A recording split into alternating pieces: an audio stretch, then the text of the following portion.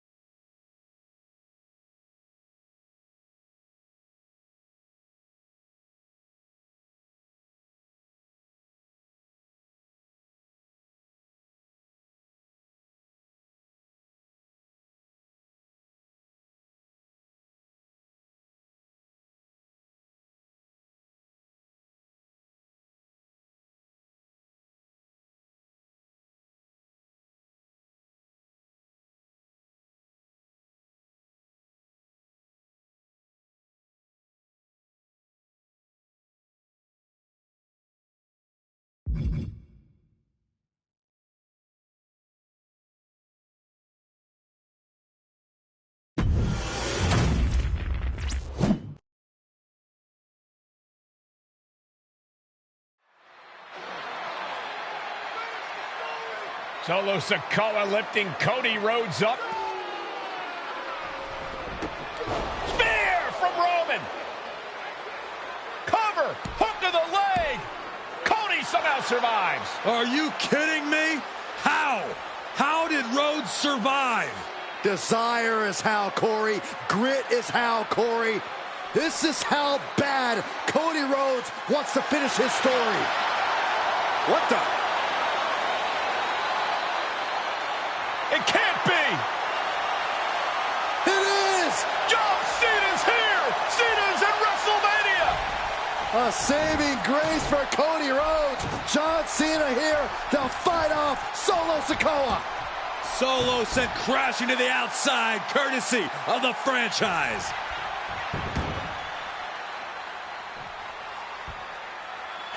And an attitude adjustment! The Tribal Chief has been dropped.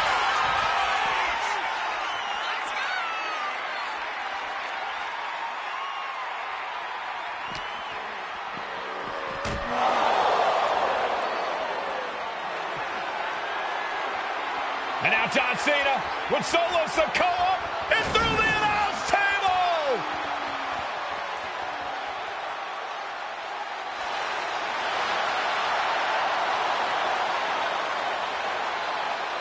Oh, hold on, guys. Hold on. You gotta be kidding me!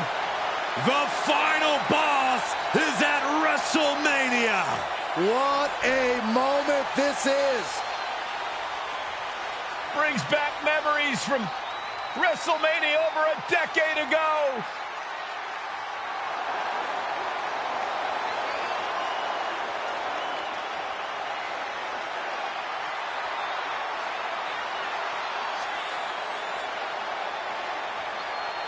Now this is a WrestleMania moment. Rock and Cena face to face. feeding off the electricity of this crowd. This is absolutely surreal.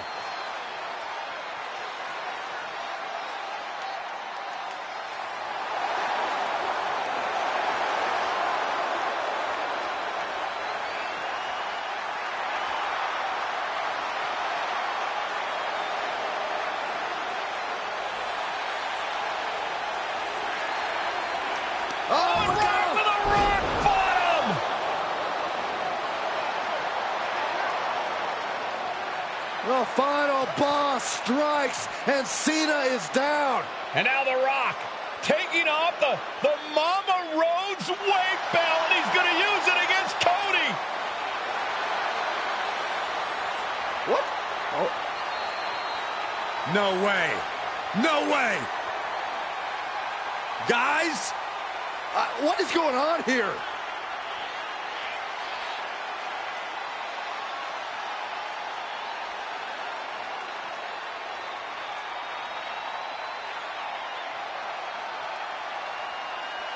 We know that music all too well, but it's Seth Rollins, and a Superman punch by Reigns intercepts Rollins, who's out here in the old Shield gear.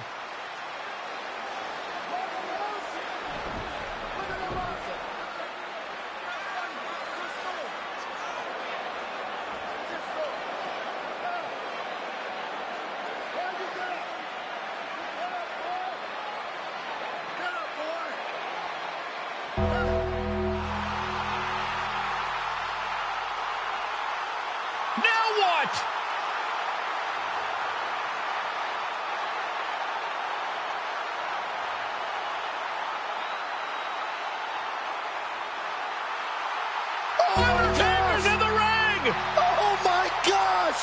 The Great One face to face with the Reaper at WrestleMania. Undertaker with the Rock! Choke slam! The Undertaker's back in WrestleMania! Unreal!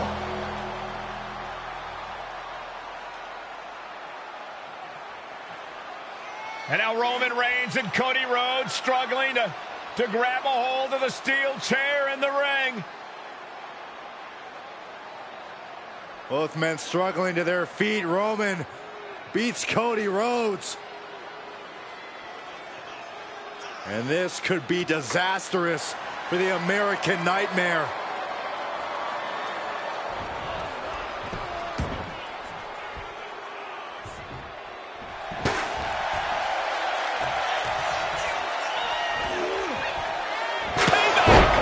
For all those years, Plan B.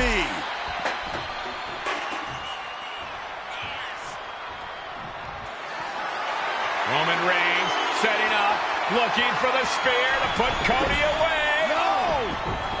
Cody catches Roman. Crossroads. And another crossroads. Looking for the trifecta now. Finish the story. Everybody seems to think that WrestleMania 40 was the night the Bloodline ended. But anyone who knows us knows that it's going to take more than one bad night to bring us down. If anything, we're just getting started.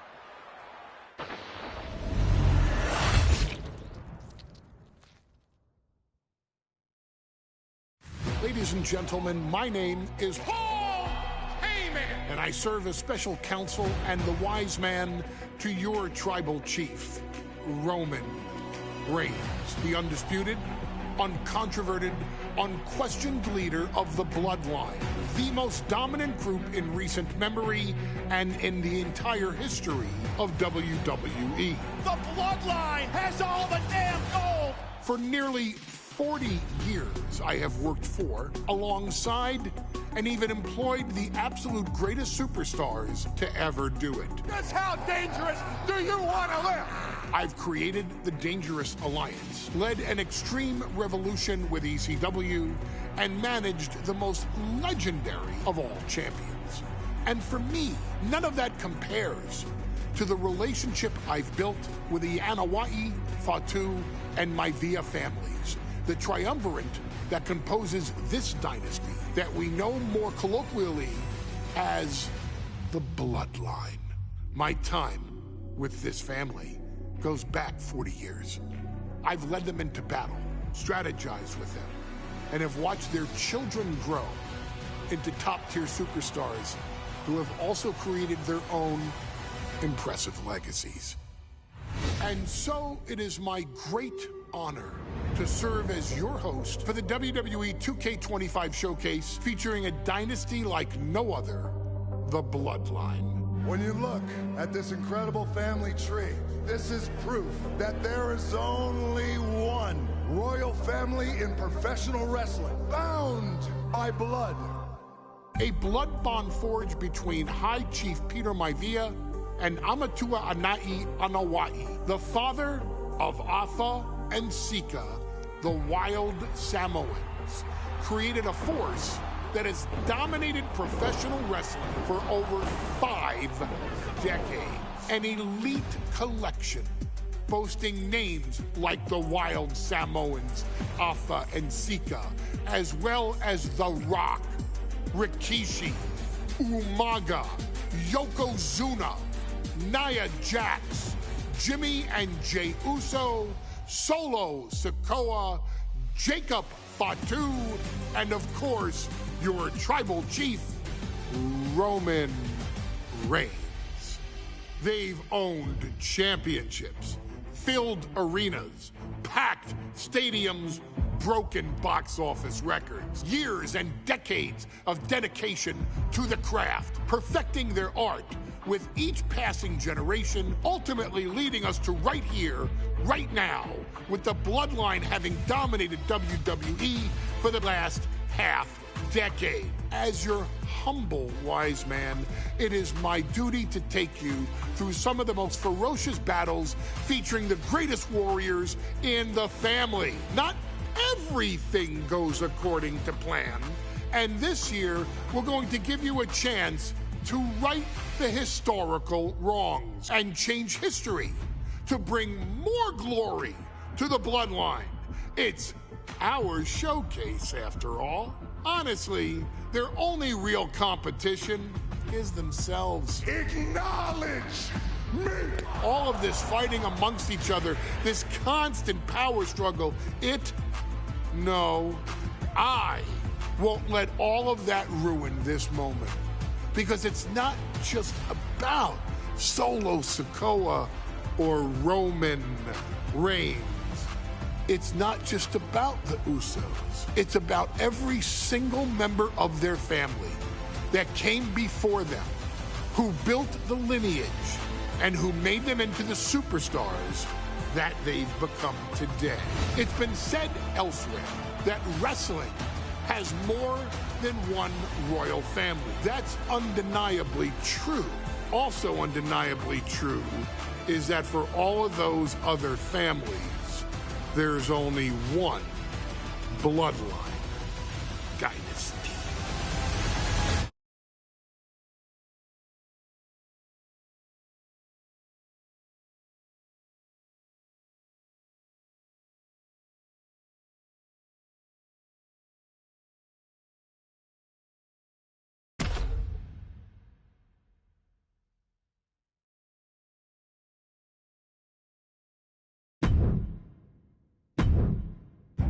In a family that specialized in brute force over the years, perhaps no one better personified this than Rodney Anoa'i, nephew to the Wild Samoans, better known to the WWE Universe as the mighty Yokozuna. The family's first world heavyweight champion, Yokozuna arrived to WWE in the fall of 1992. An imposing behemoth, to say the least, Yokozuna would make an immediate statement, winning the 1993 Royal Rumble just a few months after his debut. This victory would grant him a WWE Championship match at WrestleMania 9, where he took on Bret the Hitman Hart. This meteoric rise to the top was only a hint of the dominance Yokozuna would have on WWE for the next year. 2 WWE championships, a WWE Tag Team Championship, victory over the era's titans like Bret Hart, Undertaker, Lex Luger, and Hulk Hogan. Yokozuna is my middle name. I'm named after my uncle. I carry it with like so much pride and weight on my shoulders just because of like what he's done for this business and like who he is as a person too. It's a cool middle name to have, man. I represent it with the pride, man, that I have. Hopefully, man, I'm making him proud by doing that. The manner in which Yokozuna melded incredible size with unspeakable agility shocked the WWE Universe, who to that point were used to their monsters hitting hard but moving slow. Yokozuna broke the mold, punishing opponents with super kicks, uranagis, leg drops, and of course, his devastating banzai drop. A maneuver so effective that once it had connected, nobody kicked out of it. Nobody. Rodney was a very unique talent. I think the way he was able to handle all the pressure, it was kind of parallel to how he was in the ring. For someone to be so big and to be so nimble, you just don't see that very often. Rodney was one of those first solo guys, singles competitor guys that was able to go out there and really just make waves, make a big splash. I mean, pun intended, I guess. You know, that fool jumped in the pool, he'd knock out all the water, and that's the way it felt sometimes. He would go into those arenas and just suck in all the energy and be able to give it back. So when I look at Rodney, I see someone very similar to me, someone who understands the top, the very, very top of the game, the top position, and everything that goes along with it. In a career filled with so many highlight reel moments, perhaps nothing stands out more than when Yokozuna faced and defeated the so-called immortal Hulk Hogan at the first King of the Ring event in 1993.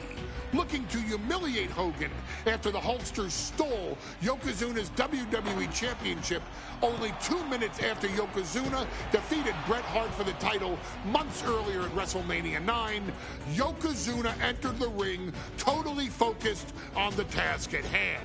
And on that night, he not only got revenge, but his victory would send Hogan packing from WWE for nearly 9 years. Hulk Hogan is finished. Many felt that Yokozuna had indeed killed Hulkamania.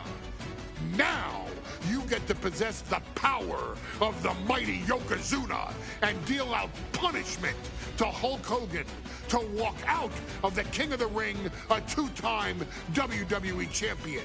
Showcase the ability and the agility that made Yokozuna a Hall of Fame performer and take Hulkamania down. Banzai.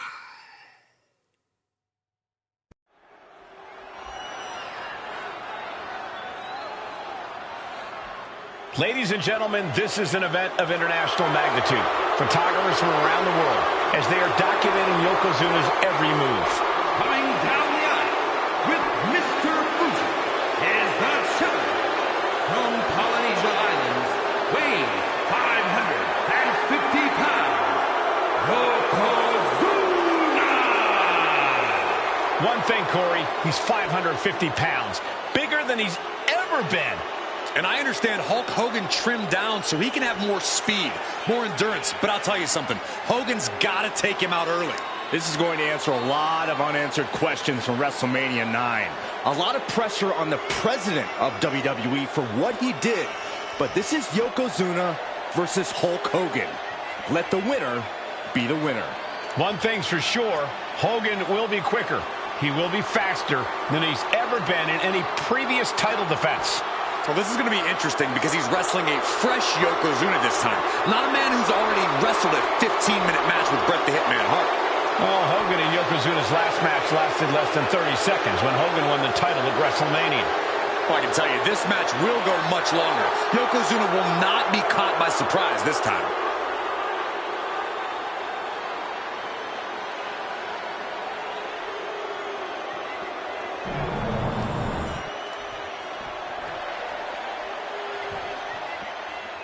Listen to this. What a phenomenal ovation for the WWE Champion. His opponent, coming down the aisle with his manager, the Mouth of the South, Jimmy Hart, from Venice Beach, California, weighing in 302 pounds, the WWE Champion, Hulk Hogan.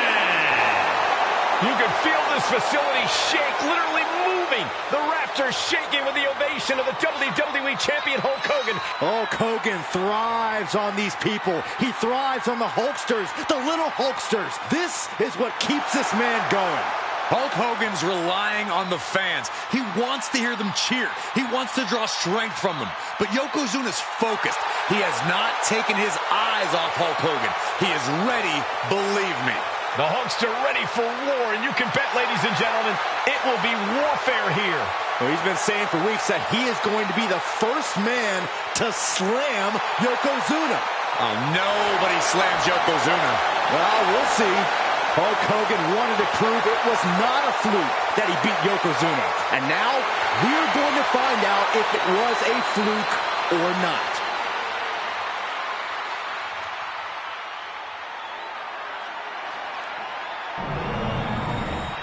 Intensity on the face of the champion.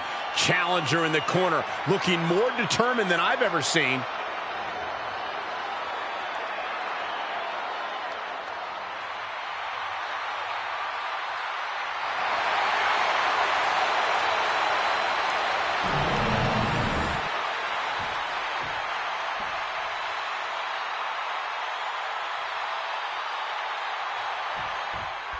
Mike McCall emanating from King of the Ring 1993 alongside Corey Graves and Byron Saxton, where Yokozuna hopes to regain the WWE Championship he lost in record time to Hulk Hogan. Both men coming in with so much to prove. Hogan wants to prove his controversial WrestleMania win was no fluke. And he's also promised to finally slam the 550-pound giant right through the ring.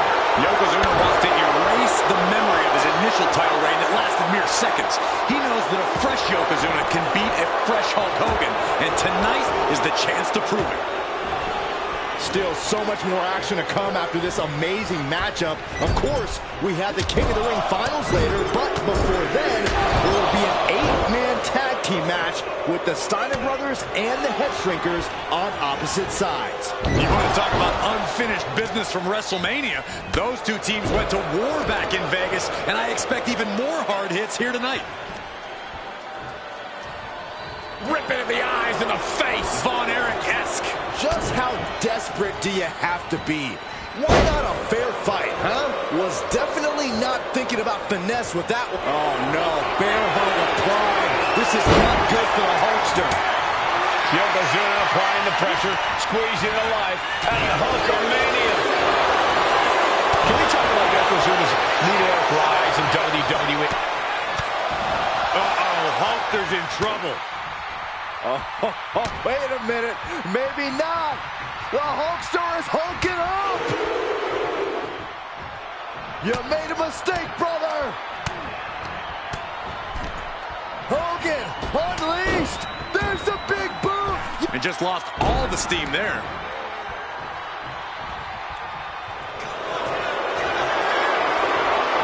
Bear hug, squeezing the... bear hug cinched in. Gotta find a way out and catch your breath. Look at this, no quit whatsoever, raining down elbows and escaping the bear hug.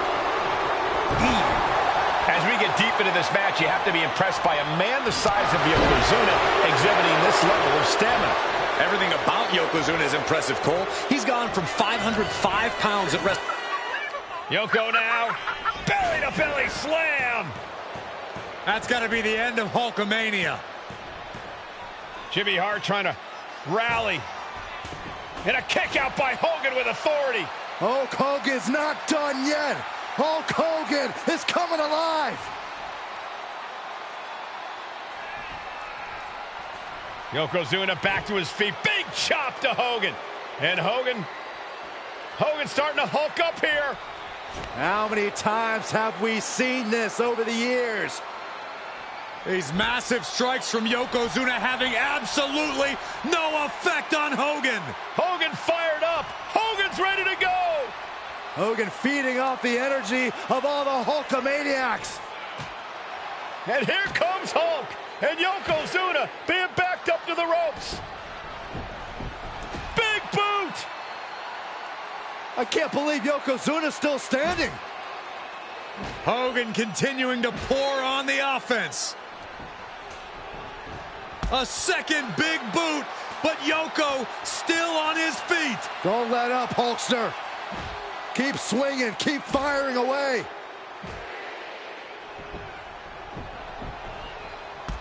That boot, Yoko staggering, stunning, and he's down. Drop the leg, Hogan, drop the leg. Hogan, leg drop. Here's the cover on Yoko, who kicked out of the leg drop. What? Get Mr. Fuji out of there. Hogan feeding off the energy. Whoa, wait a minute. What is that photographer doing on the apron? There's a match going on. What the heck? What was that?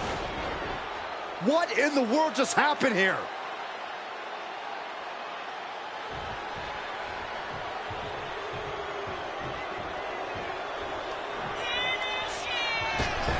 Off the ropes into a big leg drop by Yoko. Yokozuna demonstrating his full power. Hogan's in trouble.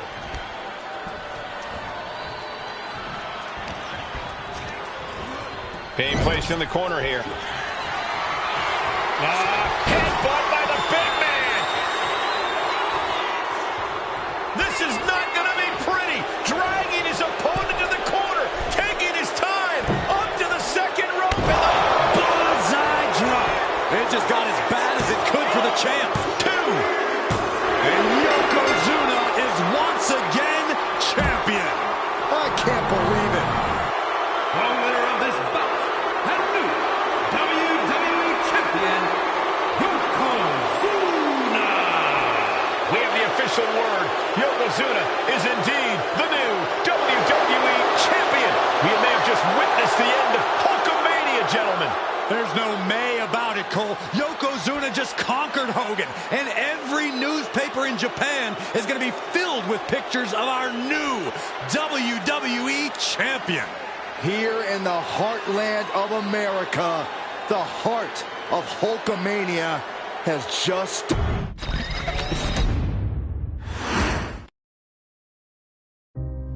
Our next chapter sees the showcase spotlight shine on an area in which the family built their legacy: tag team wrestling. Starting with the Wild Samoans, Afa and Sika, all the way through to more recent champions like the Usos or Tama Tonga and Tonga Loa. This dynasty has always excelled in tag team competition, consistently showing an ability to dominate the division with a wide variety of looks. And the first team that we will look at, accompanied to the ring by Afa himself. Fatu and Samu, the Head Shrinkers. They put the fear in people's hearts. That's what the Head Shrinkers did back in the day.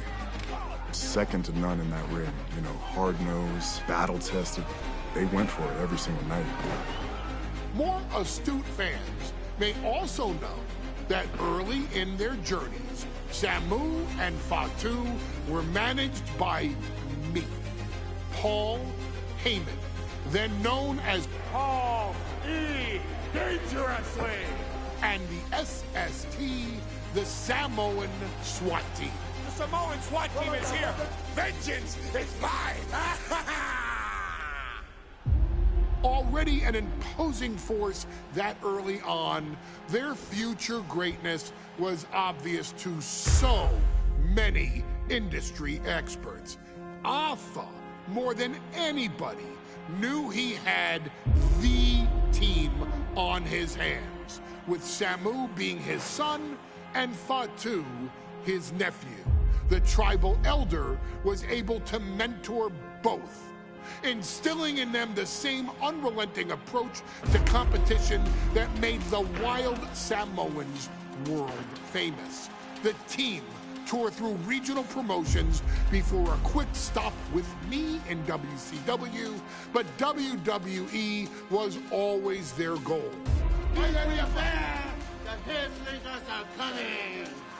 Upon arrival, it was clear that the dynasty's next generation had indeed arrived, immediately drawing comparisons to their world-renowned predecessors.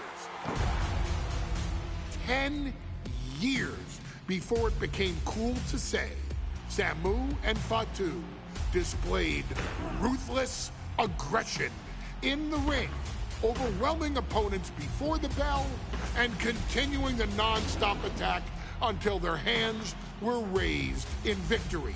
Deceptively agile for men of their size, they brutalized the opposition with devastating dives from the top rope.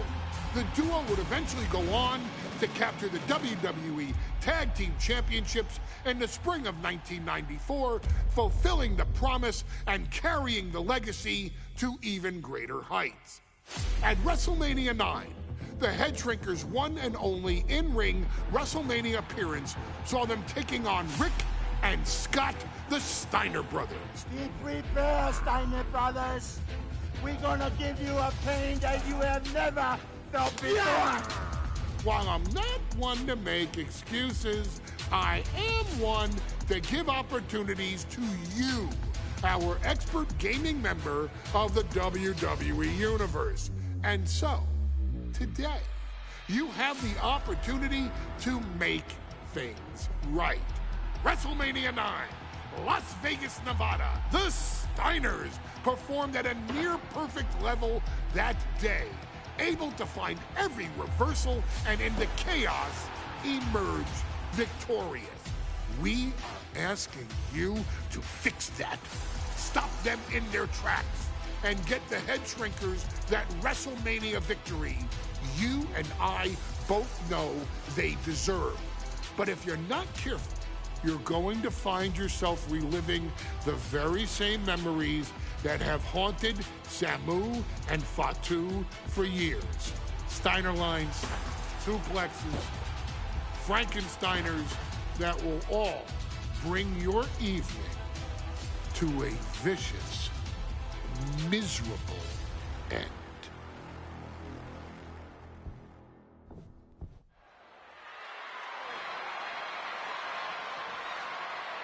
One of the toughest teams in WWE history. Nearly 600 pounds of pure savagery. Is a tag team match set for one fall. On the way to the ring, accompanied by Alpha at a combined weight of 565 pounds. Samu and Fatu, the Head Shrinkers.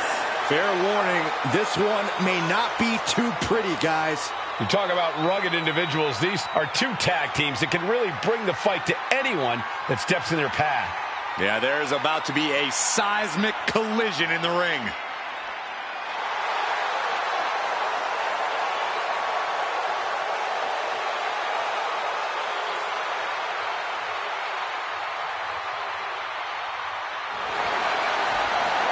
This match means so much to the Steiners and to the Head Shrinkers. Well, the whole world is focusing on WrestleMania 9, and the last thing you want to do is come up on the short end. Pride is on the line, and as is a stake to the claim of being the toughest team in all of WWE.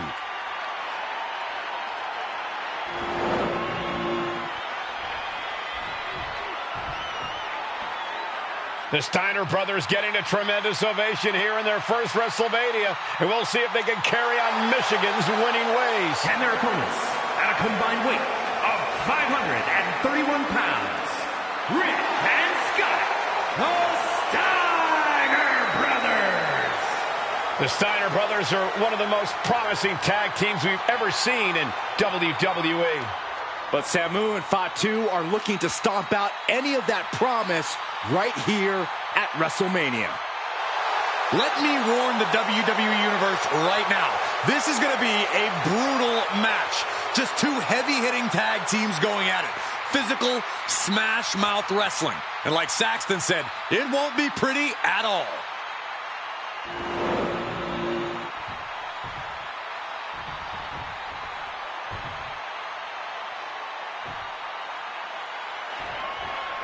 Big fight feel in Las Vegas as gladiators face off here at WrestleMania 9. And we are watching four men who would have been right at home inside of a Roman Coliseum. The Head Shrinkers and the Steiners are ready for a true battle. Both teams are relatively new to WWE, but we've seen that each duo is not afraid to get physical. Each side is looking for their first WrestleMania win, and they will do anything to earn it. The Head Shrinkers accompanied at ringside by Alpha, but he's not the only tag team legend serving in a managerial role tonight. That's right, Michael. Just like Alpha, Mr. Fuji earned many WWE tag titles as a wrestler, but now he's hoping to lead Yokozuna to the WWE Championship. And looking at all the top young talent in this ring, I see many other main event stars of the future that could follow the lineage of Yoko. Wicked clothesline! There may be an abundance of togas in the arena today, but you're not going to see a lot of Greco-Roman wrestling out of the Head Shrinkers. They're just looking to hurt the Steiners.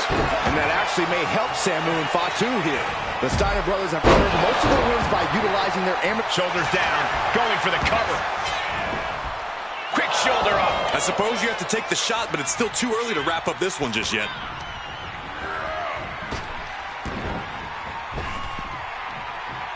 Oh, he timed that counter well. The whole world is focused on WrestleMania 9 tonight. The last thing you want to do is come out on the wrong side of a match like this. That's right. A big win at WrestleMania means a big boost in the tag division and a substantial winner's purse. I don't think the Head Shrinkers concern themselves much with the financial matters, Saxton, but they are dead set on proving they're the toughest dudes around. He puts him into the corner. But knee. Lights out. In off the tag.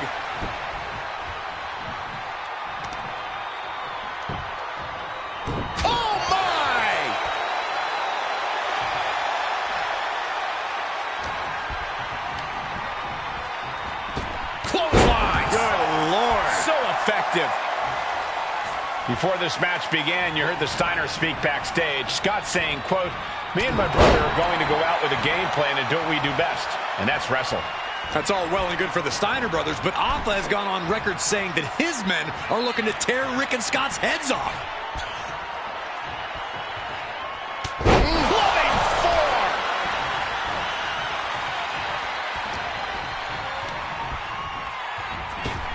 Clothesline! What impact!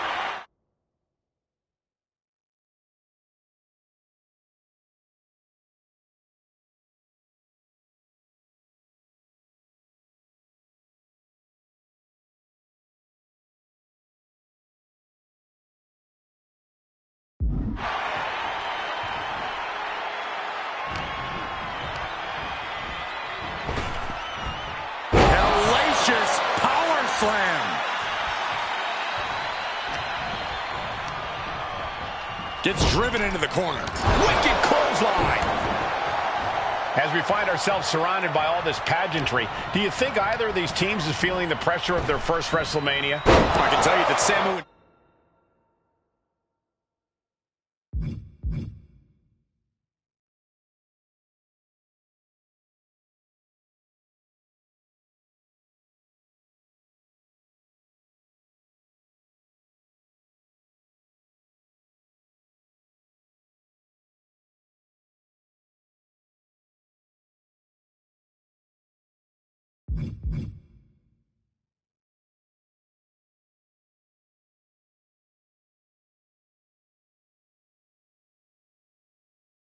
Fatu truly did not care.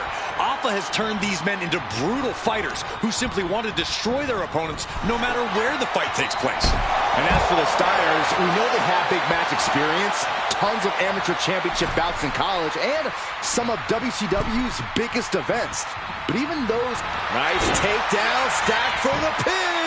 He kicks out with authority. Not enough pressure on the pin.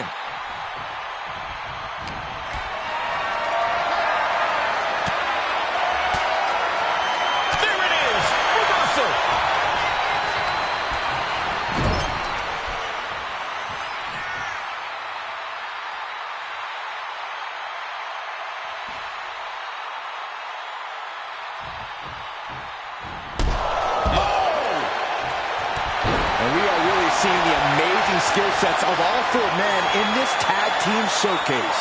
Well, we already knew about the brawling of the head shrinkers and the grappling of the Steiners, but men as big as these four behemoths should not be able to fly around the ring like they have thus far. It is made for an extremely tough act to follow, guys. An important tag here. This could change the match. Boom, running FTO plants him. Nicely done. And there goes Steiner sent outside the ring. Fatu like a one-man wrecking machine right now, cleaning house. Oh, look at this, the power by Scott Steiner. But the tag was made and Scott not aware. Big kick. Scott Steiner did not see the blind tag made by Samu. Oh, this is not looking good for Steiner. And this is what the head shrinkers do. Top-tier tag team wrestling. Steiner didn't see the tag, decided to hot dog around, and got a foot in the face for it. It seems like this match is becoming something of an uphill battle for him. Yeah, this tag team match has seen it. Watching! He fails to connect. Oh, man! Scott covers. Shoulders down. Shoulder up before the count. Shrugging off the pin like it's nothing, and after this match is already gone for so long. Steiner's caught with a reversal. And into the turnbuckle he goes. Climbing to the top. What's he have in store?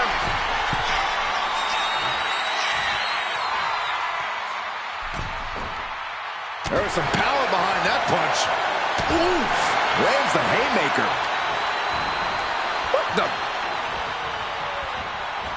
You gotta be careful not to get yourself disqualified after that. That was gross. Oh! Someone setting himself up top.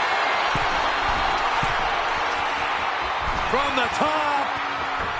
Diving headbutt.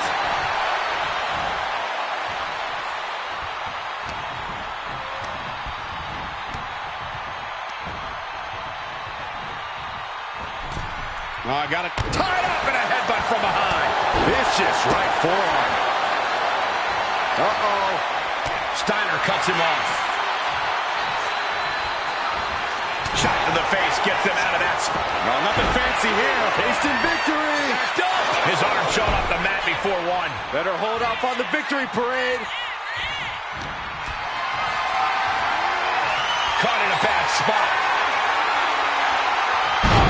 Press slam. And that broke Samu down a bit. Steiner putting all of his freakish power to work. Ooh! Now they're just punishing their opponent now. And again! Way to wear down your opponent.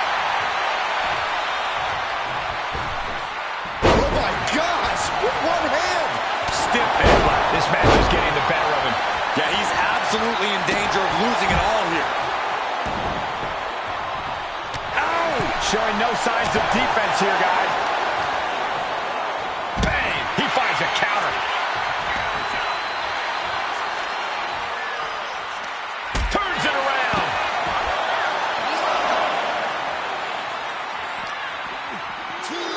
And he tosses it back in now.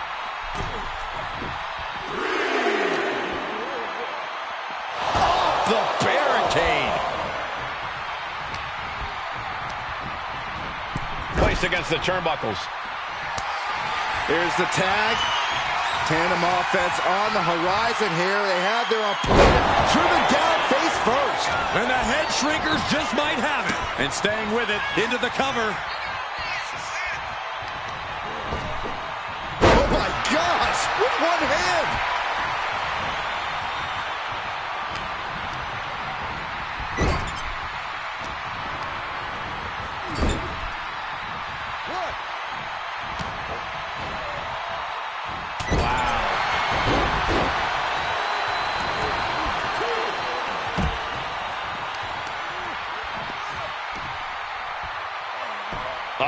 Right into the shoulder. That's gotta hurt. Oh, jeez. Nasty kick to the face. Soaring. Big splash. That's it. No way the Steiners come back now. Going for it again. Off the mark with that one. The Head Shrinkers and the Steiners are engaged in an epic battle. Both teams making the Roman gladiators proud. One answer after another. Neither competitor giving an inch. Pile driver, what a reversal.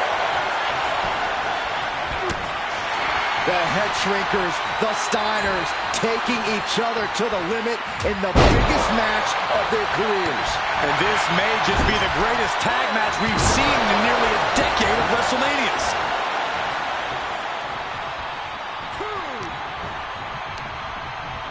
Got him in the corner now.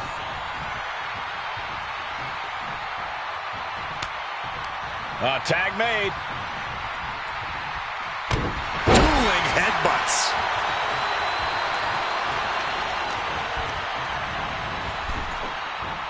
Ooh!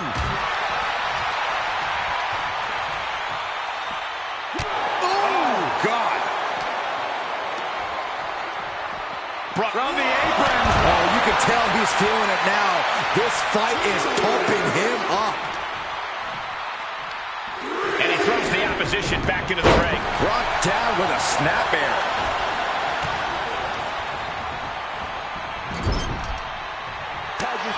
Here's the tag. Tandem offense on the horizon here. They have their opponent. Oh, face first. Rick looks out of it. That might have done it. This could be it. 2. And the Head Shrinkers get the win. Here are your winners, Samu and Fatu, the Head Shrinkers. And what a huge win for the Head Shrinkers tonight. Samu and Fatu making their family proud and proving themselves as top contenders in the tag division.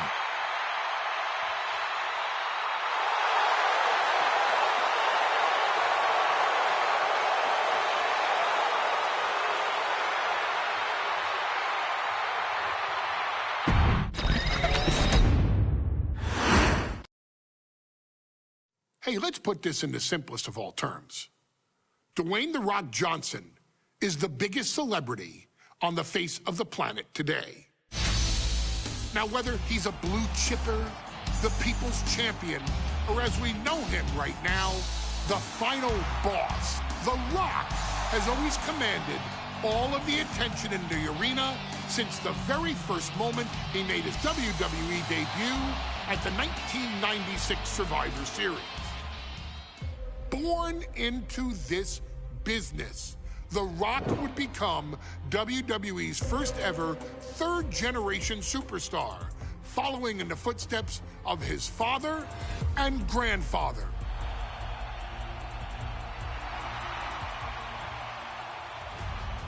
Who had competed in WWE rings before him. Dwayne had the huge responsibility. There's a legacy, and you have to take it so seriously. Even with incredibly high expectations, the Great One surpassed them all, along with the usual achievements if your name is The Rock. 2 Intercontinental Championships, 5 Tag Team Championships, 8 WWE Heavyweight Championships, a Royal Rumble victory, not even to forget the fact that The Rock once led an entire nation. The Rock has one of the more noteworthy feats in WWE history, earning WrestleMania victories over Hulk Hogan, Stone Cold Steve Austin, and John Cena. Each of these men are known as the faces of their respective era. Each of these men found out what happens when you go one-on-one. Oh, you know the rest. Of course, The Rock rivaled Stone Cold Steve Austin's popularity during the vaunted Attitude Era, tearing opponents down with rock bottoms and people's elbows while tearing them apart on the mic with cutting one-liners and catchphrases that are still recited to this day. If you smell, know your role and shut mouth!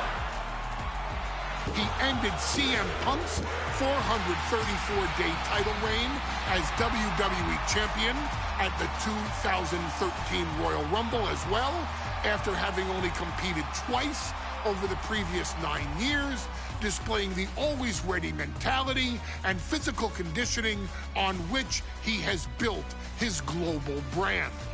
But you don't need me to rattle off The Rock's resume to you, now do you? Of course not. The man is an occasion unto himself. He has headlined the biggest events against WWE's most iconic superstars and has always found a way to, how does he put it? Layeth the smackdown on some jabroni's candy ass. I couldn't have said it better myself, although I think I may have just done that. But indeed, he has. On a Thursday night in February of 1997, The Rock, still known as Rocky Maivia, would find himself challenging for the WWE Intercontinental Championship. Only a few months into his tenure, he would be matched up against a face that would ultimately become one of his most familiar and hated rivals, Triple H, Hunter Hearst Helmsley. Seemingly overmatched by a more seasoned opponent, a youthful Rock would demonstrate all the traits that have come to define him in the years since. Tenacity, high IQ, and that legendary Samoan strength to ultimately surprise Helmsley and kick off the first championship reign for Rocky Maivia. It would be the first step of a journey that has ultimately led The Rock into the pantheon of WWE's elite.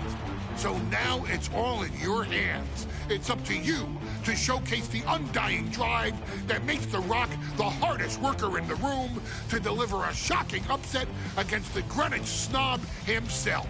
Guide The Rock to victory over Triple H at a very special Thursday, Raw Thursday, to give the first jolts to what would become the most electrifying career in sports entertainment.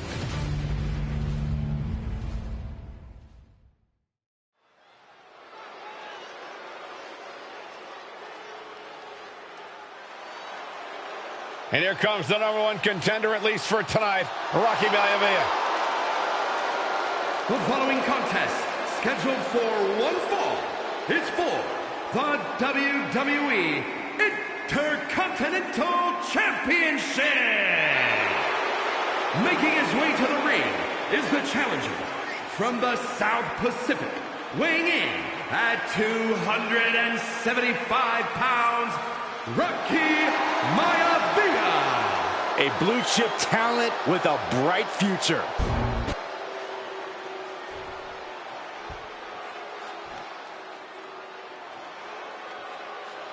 On his way to defend the Intercontinental Championship, Hunter Hearst Helmsley.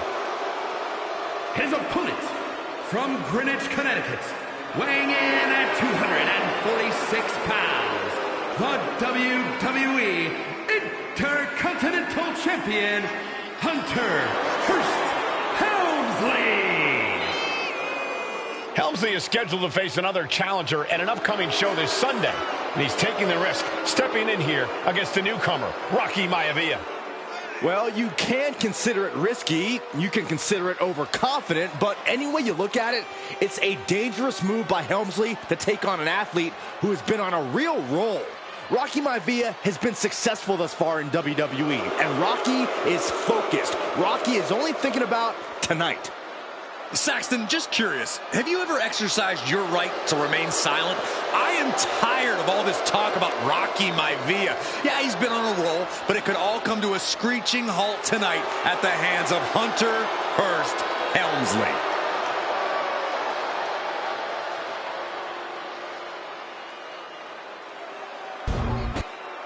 Desire and resolve will be tested tonight, all for the right to claim the championship.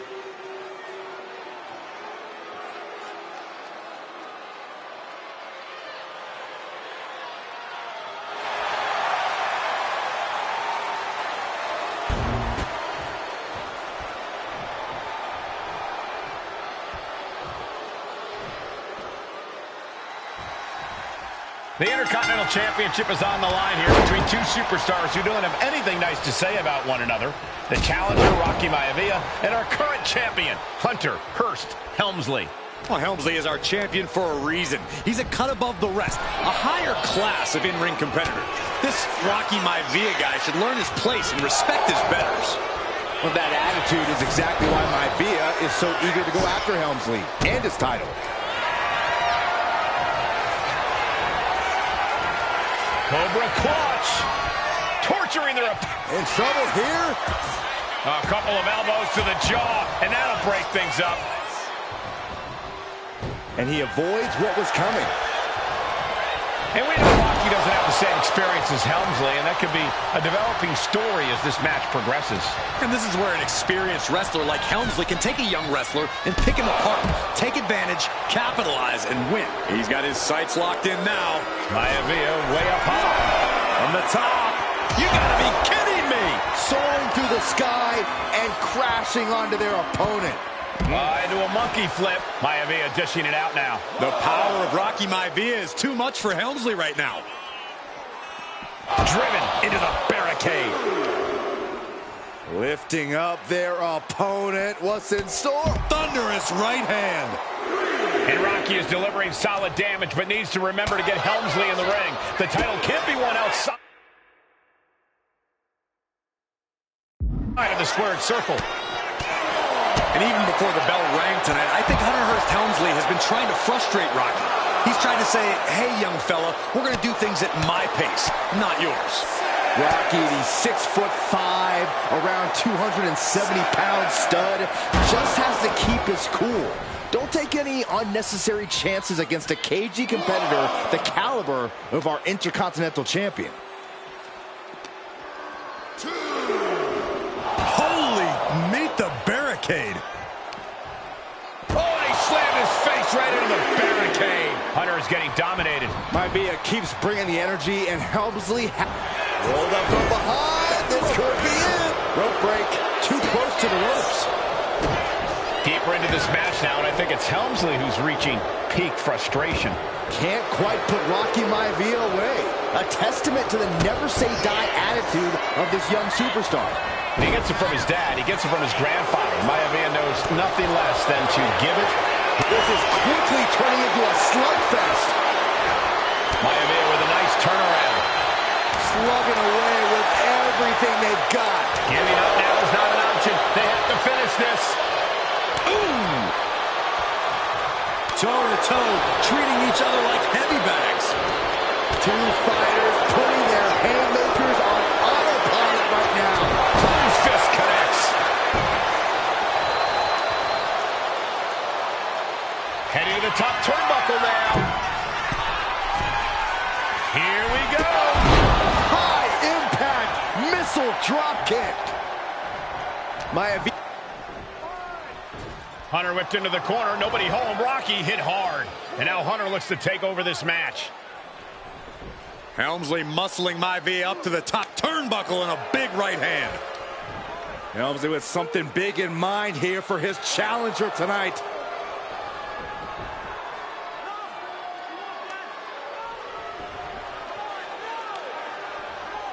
Well, this is just blatant disrespect from the arrogant champion. Almost daring Rocky. Hey, you really want my title? You really think you're going to be Intercontinental Champion? Up to the top. Hooking Rocky into a superplex. This could be it. Can Hunter capitalize? This could be it. Hook of the leg and a cover. And Rocky stays in it, getting his shoulder up. Still not enough to put out the flame of Rocky Maivia. Hunter has to be asking himself, what else do I have in my arsenal? And I think we may get our answer, gentlemen. Yeah, it's just a matter of time, I believe, before this one's over. Hunter hooking Rocky, taking his time, looking to put him away. Maivia just collapsed. This just shows you how much damage Hunter Hearst Helmsley has inflicted on the challenger in this matchup. I think Maivia's done. Official might want to step in, call this one. The official checking on Rocky. Hunter Hearst Helmsley believes this is close to being over. Lifting him back up again. Rocky rolls through. Shoulders down. Rocky wins the title. Rocky Maivia has shocked Hunter Hearst Helmsley. Here is your winner and the new Intercontinental Champion, Rocky Maivia. We have a new Intercontinental Champion.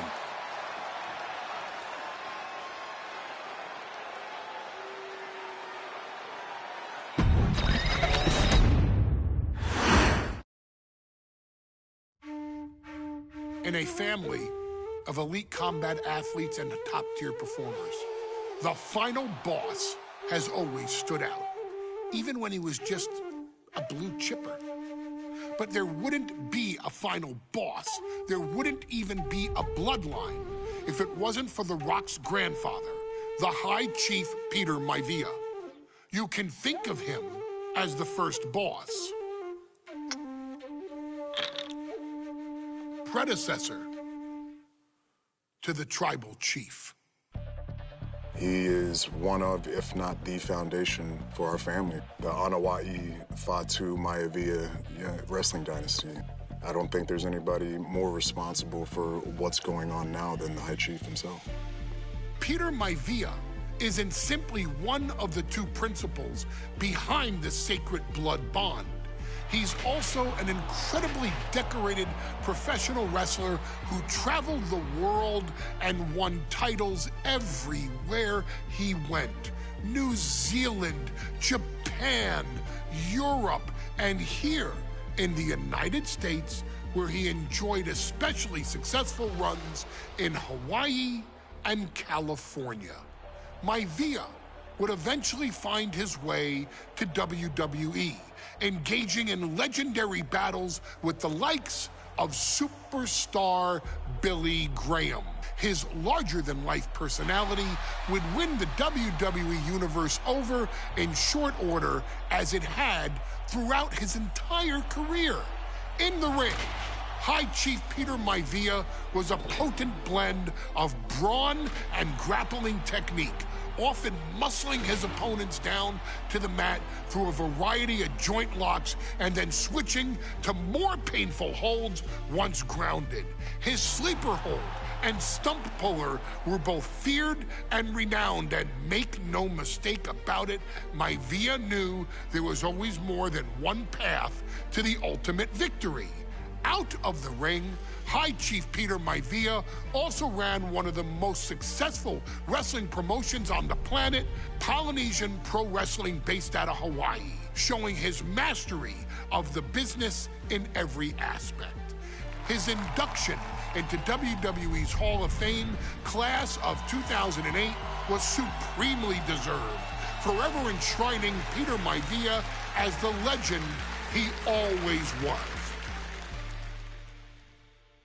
And now, we present to you the opportunity to walk in the boots of the legendary High Chief Peter Maivia, facing off against one of the most legendary WWE rivals, George the Animal Steele. You will settle this score once and forever, and showcase the overwhelming strength of Peter Maivia, which has ever since remained as a hallmark for every single solitary member of this bloodline. Steele is no easy battle, though. He thrives in the chaos, one of pro wrestling's true madmen. He'll even try to eat part of the ring if he thinks it'll help him break you down. So do your best and honor High Chief Peter Maivia properly with a resounding victory.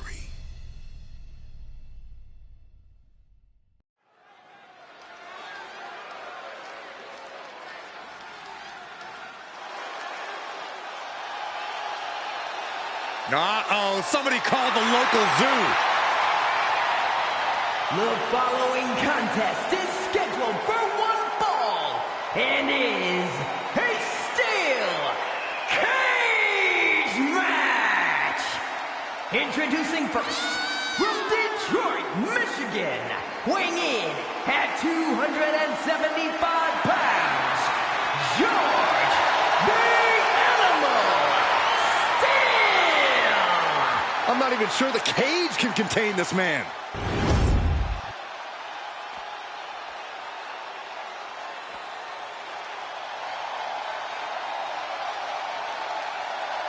And strolling down the aisle, the opponent of George Steele, Peter Maivia. Always a chaotic matchup. His opponent from the Isle of Samoa, weighing in at 275 pounds, High Chief Peter Maivia. Steele had better keep an eye on Maivia because Maivia is a true brawler. Few men can handle the chaos of the animal inside a steel cage, but I believe the High Chief is ready.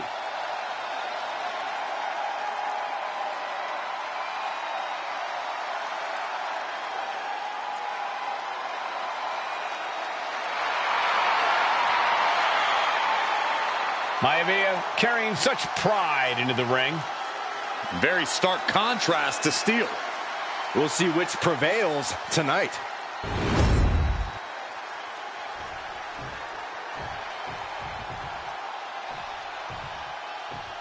High Chief Peter Maivia taking on George the Animal Steele in a steel cage match.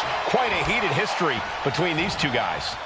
Yeah, Michael, and I think it's because Maivia is one of the few Nice takedown.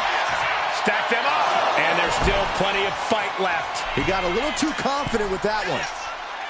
And each step up this cage takes more and more energy to accomplish. Trying desperately to escape. Oh. The animal has to be elated to be in this steel cage against one of his biggest rivals, no less. Yeah, Byron, we've seen the animal brandish a weapon against Peter Maivia before when it was against the rules. The High Chief better be prepared for Steele to get even crazier. Oh, Maivia is prepared, all right. The man is extremely tough and agile. In fact, the High Chief's entire body can be considered a weapon. The High Chief Peter Maivia.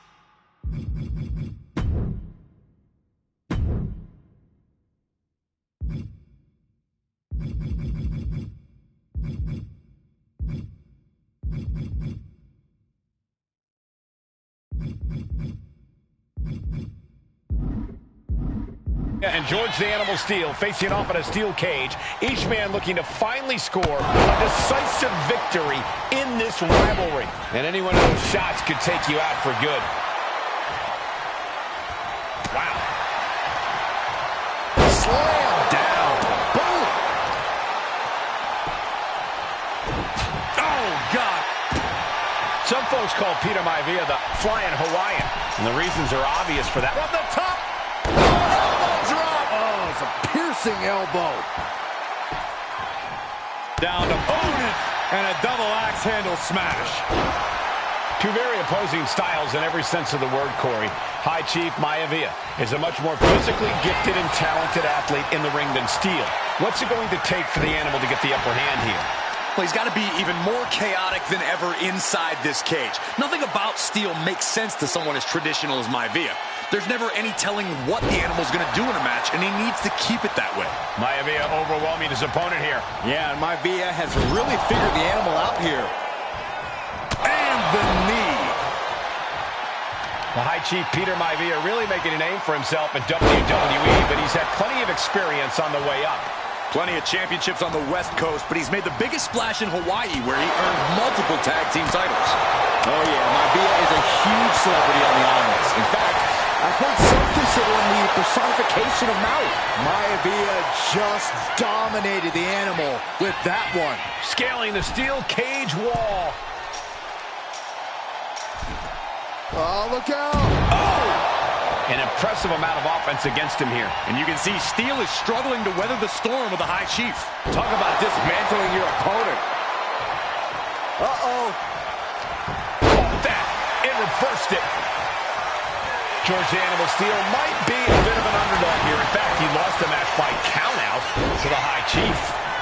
In Steele's defense, I'm not sure he knows how to count exactly or how to read a rule book. So he's got to be happy to be in this cage. Well, Maivia is called the High Chief in part because of his commanding presence in the ring. He's more than ready for what the animal will throw at him, even inside a cage. Oh, man. Peter Maivia is looking unstoppable now. Can Steel recover from this adversity? Spectacular counter into a dragon screw. Maivia one step ahead. Uh-oh. Oh, man, he's got him in the crosshairs. George Animal Steel is not a wrestler by any stretch of the imagination, guys. He's a true brawler.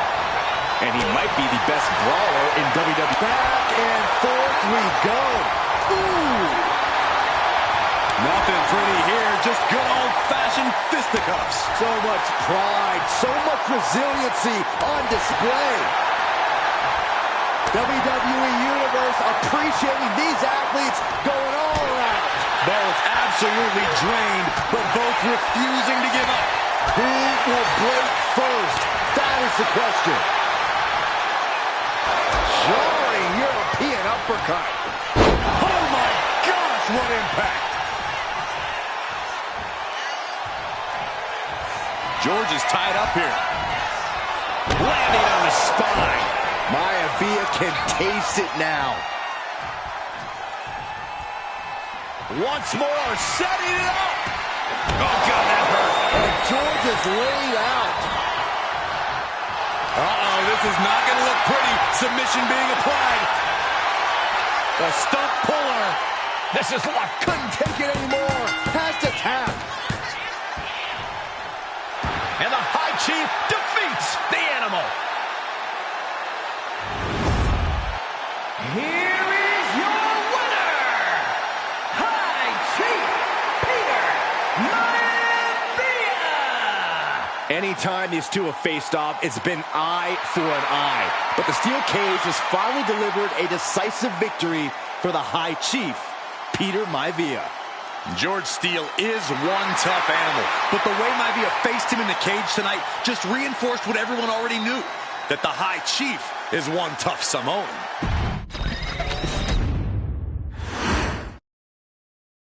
She's not like most girls.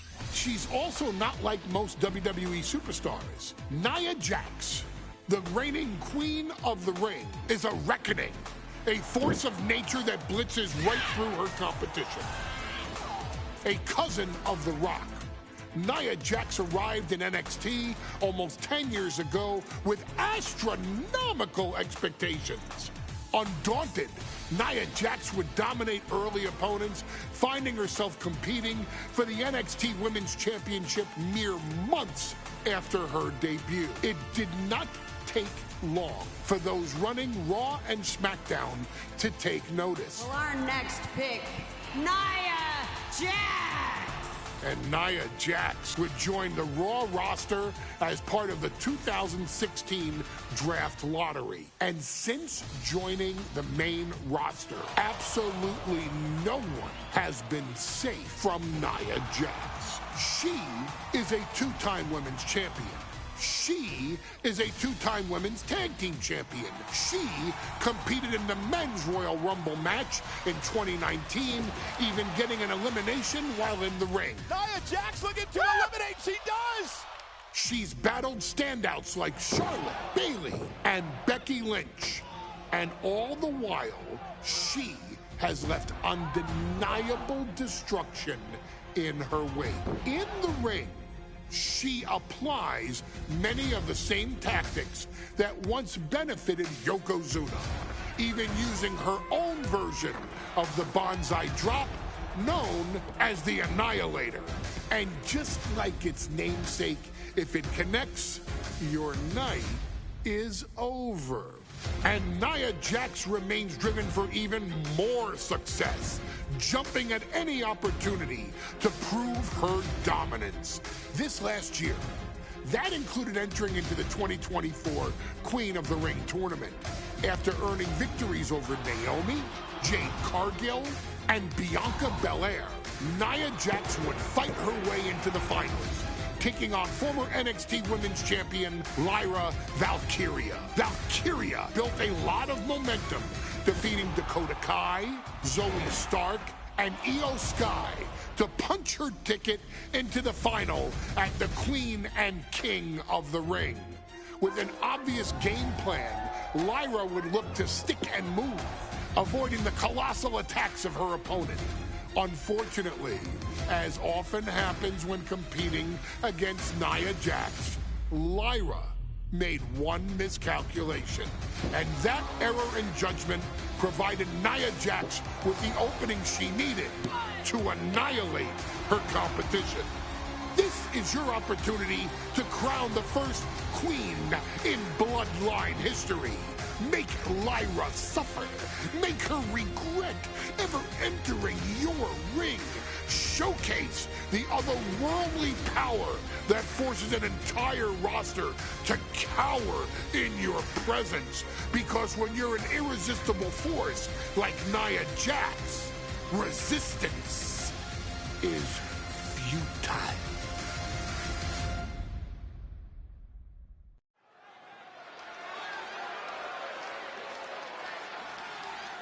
And now a dark horse will face an unforgiving titan in hopes to don the crown. Lyra Valkyria versus Nia Jax in the Queen of the Ring Finals. The following is the final match in the Queen of the Ring Tournament. Introducing first, from San Diego, California, Nia Jax. I cannot wait to witness what unfolds here. The irresistible force has been on a tear recently.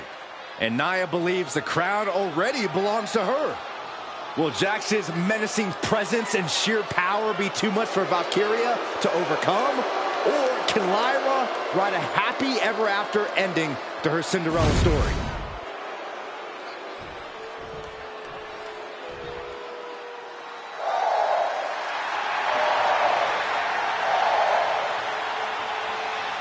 Lyra Valkyria fancies herself a Morgan, which is an Irish goddess of war. As they were on the battlefield, they used to take the shape of ravens to fly around and decide who would live and who would die. That is what Lyra Valkyria is bringing to the ring here tonight.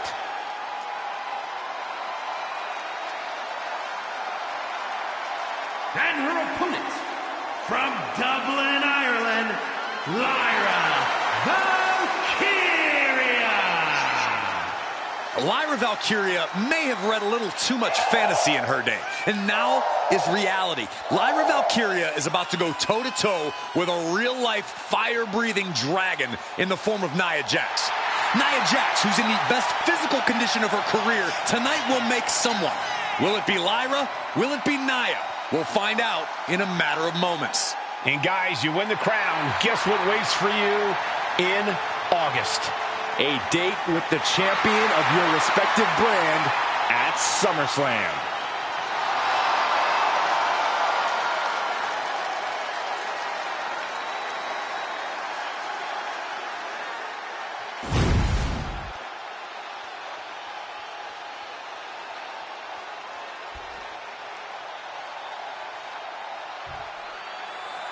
And there will be a coronation taking place tonight as Nia Jax and Lyra Valkyria face off in the finals of the 2024 Queen of the Ring Tournament.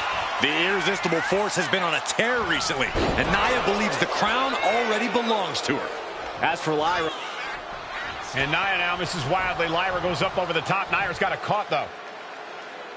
Lyra trying to rely on her technique to bring down the irresistible force, but having no luck at the moment.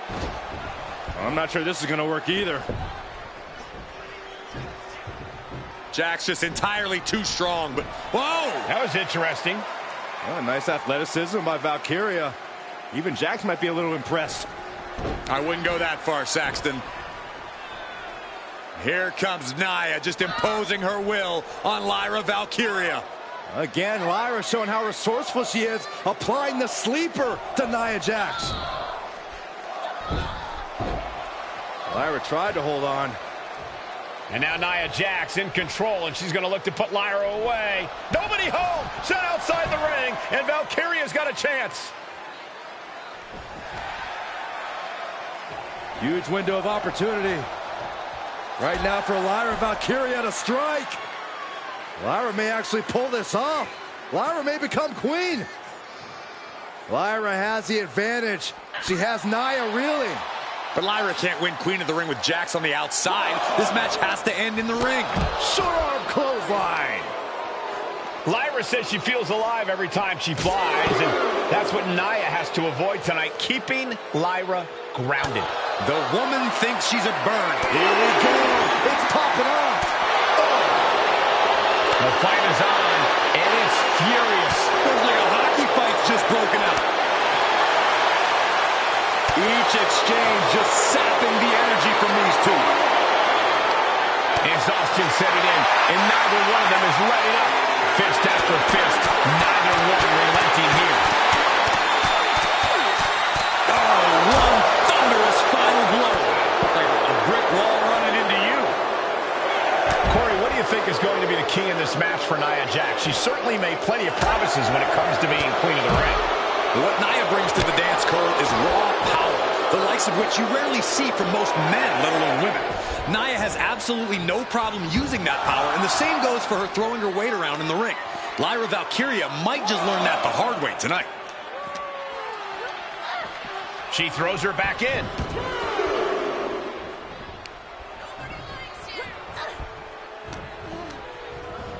Leaning on the turnbuckle here. What a counter! In just a matter of minutes, we'll have our second Queen of the Ring. The first, of course, being Zelina Vega. But you've got to believe that Zelina will want a shot at whichever woman wins this. She beat the woman now known as Piper Niven that night, so you know Queen Zelina can strike down an enemy of any size. Valkyria retaliates.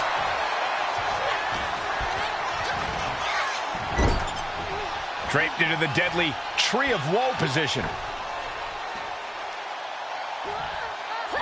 Stuck in the Tree of Woe and just having their face stomped. That showed a complete lack of respect for your competition and for our sport. Devastating elbow. And Lyra is brought to a disadvantage now. Yeah, Nia is just buzzing right through Lyra here. An insult to injury. Confidence is always a key for Nia Jax. She comes into every match thinking she hasn't won. But when you have this business in your blood like Nia does, that confidence is genetic. But ever since the Irresistible Force returned to WWE 8 months ago, her confidence has been on another level. And she's gaining even more confidence as this match progresses. Jax may just be unstoppable. An unprotected shot to the head. Those could add up.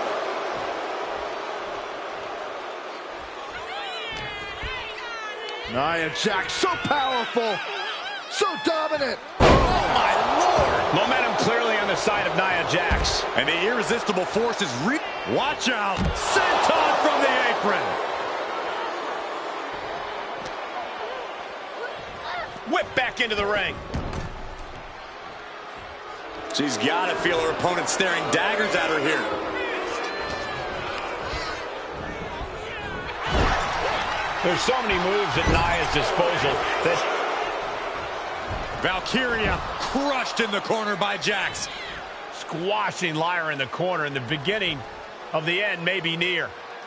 And Nia now, with Lyra on her back, going to climb up to the second rope.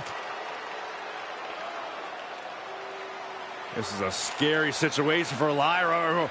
Oh, look at this. Maybe not. No way. There's no way. Oh, my. Oh, no. Good night, Annihilator.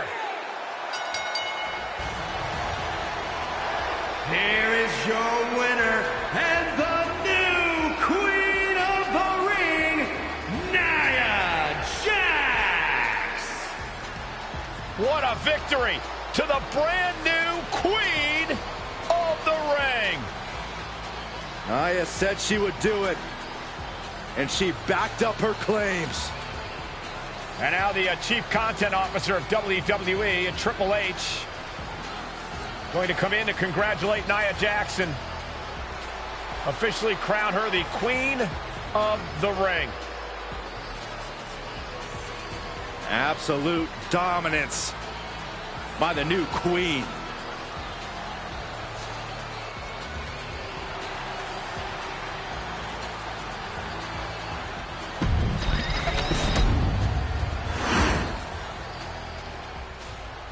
I'm sure you will agree with your wise man Many WWE superstars say they will do whatever it takes in order to achieve success.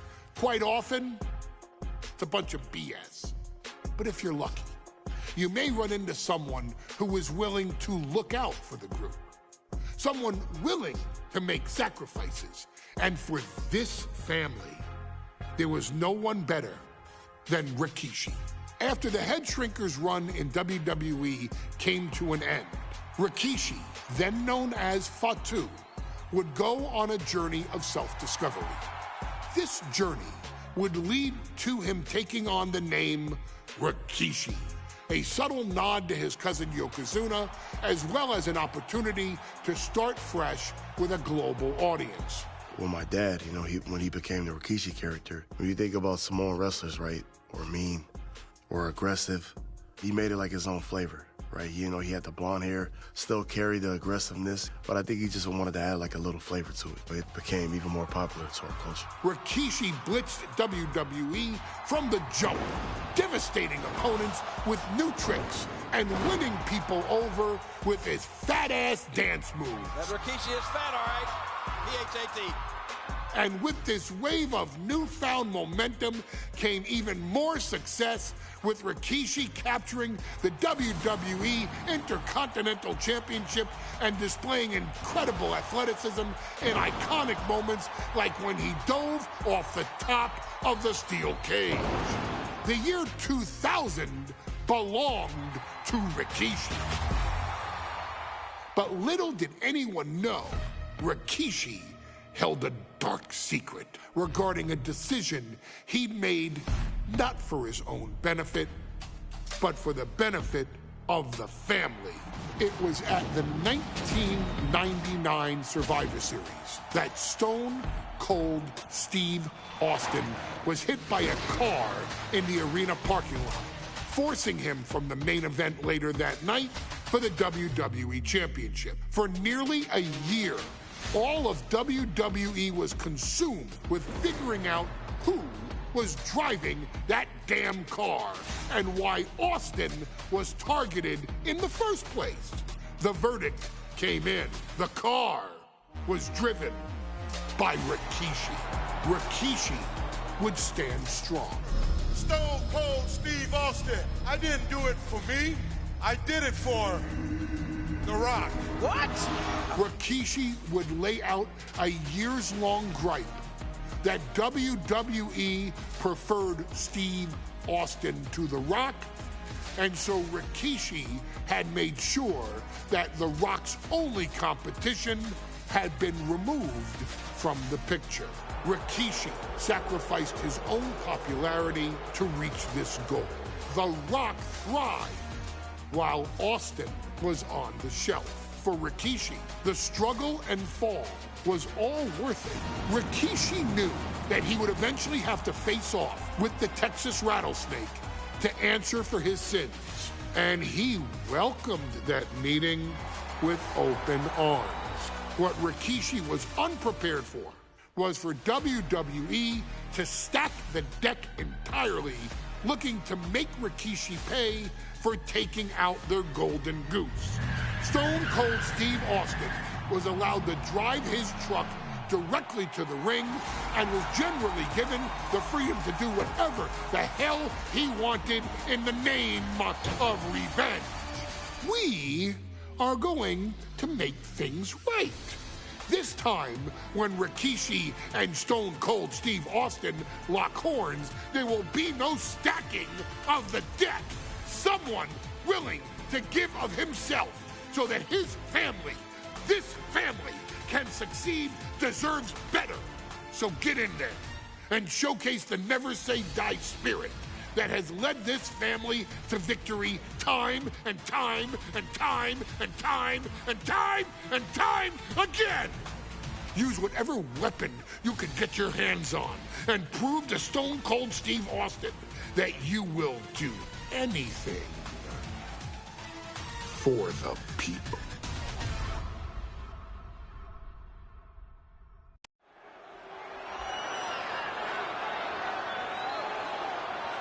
Is it legal to not show up?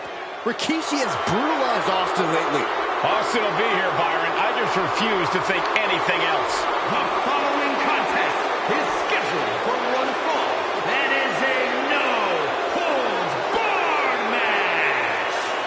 Introducing first, from the Isle of Samoa, weighing in at 424 pounds, Rikishi. We have learned more about Rikishi in the last couple of weeks than we knew about him his entire career here in WWE. He said he ran over Austin not for himself, but for The Rock.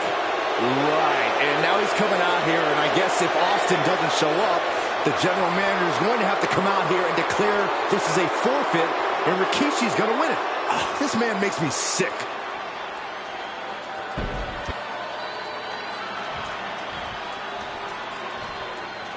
Is he here?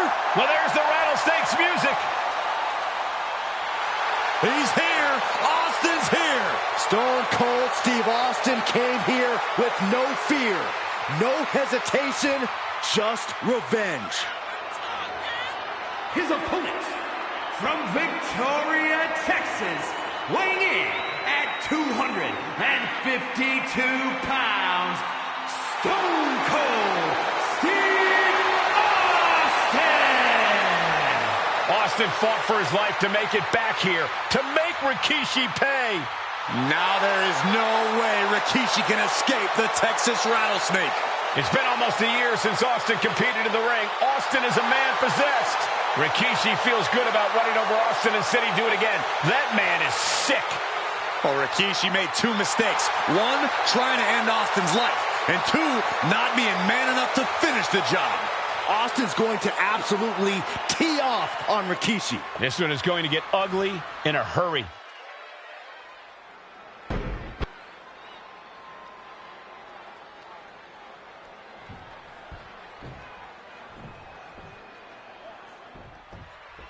We now know the sick, demented side of Rikishi. Rikishi almost cost Austin his life. Instead, he's here tonight to finish the job. Listen, Rikishi has seen members of his family be skipped over while other superstars skyrocketed to unimaginable heights. Rikishi feels it's The Rock's time, not Austin's. It's been a month of stunning revelations, all leading to the in-ring return of Stone Cold. Stepped aside, avoiding damage. And looking at my monitor, it just makes me sick to my stomach watching Rikishi. This is a man who has no remorse and feels justified for running Austin down like a dog. Look, to be devil's advocate, you've got to look at Rikishi's perspective. He's proud of his Samoan lineage and saw an opportunity to give his people a leg up in the Shark Tank that is WWE. Oh, are you serious, Corey? Rikishi ran over another human being. We're fortunate that it only put Austin on the shelf for 10 months instead of his whole life. It's sick that you would even condone what Rikishi did. Don't twist my words, Saxton. I'm not saying I condone Rikishi's actions. I'm just saying I understand them. Oh, man. Chucking the steps right into them. Now Rikishi has the firm upper hand. No one holding Rikishi's family down now, taking out all those years of frustration on Austin here. Every successive move is putting their opponent in a dicey situation. Now up and over the barricade. Taking the scenic route here. This could get dangerous. Oh, bulldog! One-handed. And Byron, I just cannot see any legitimate reason to run over Stone Cold like Rikishi did last Survivor Series. I mean, Austin does ruffle the feathers of a lot of people, Michael, but I don't think any of his rivals would go to the disgusting lengths that Rikishi's gone to. This conflict is beyond disturbing. Corey, let's go into Rikishi's mind when it comes to defeating Stone Cold. Rikishi has to be prepared to endure an emotional storm like he's never felt before. The big man must recover from that and use his weight to immobilize the Rattlesnake, because we know Austin will not stay down. Absolutely no telling what's underneath the ring tonight. He's choking up on that back, looking to swing right into the parking lot.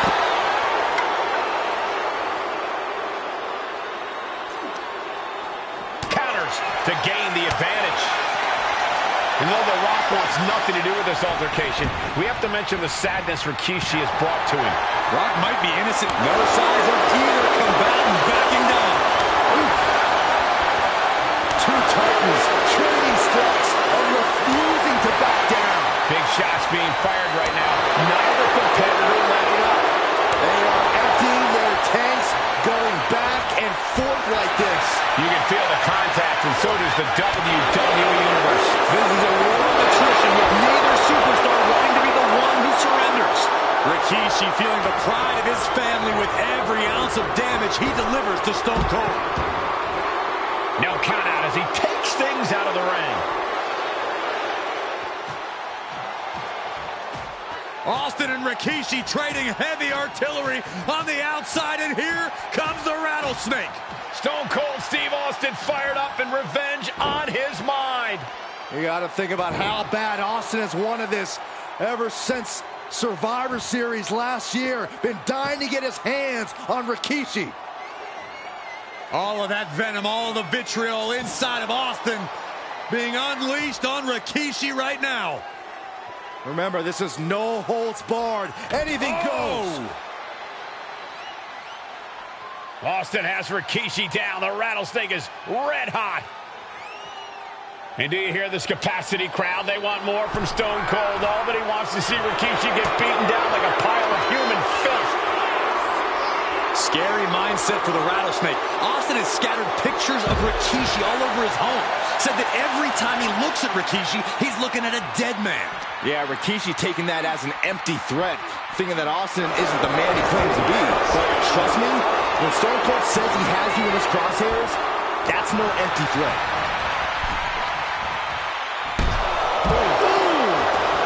No idea where this one's heading. Oh, colliding with a barricade. And retaliates with a counter. Several reversals, neither superstar able to penetrate their opponent's defense. And we know how despicable Rikishi has been. But to throw vinegar on the rattlesnake's nest, Rikishi goes and destroys Austin's truck with a sledgehammer. Well, hell hath no fury like a man who has his car tampered with. It's just extra motivation for every fist Austin lands in this fight. Clothesline!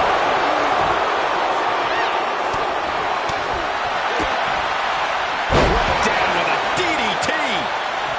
Austin having flashbacks to Detroit. Rikishi's about to meet a stunner.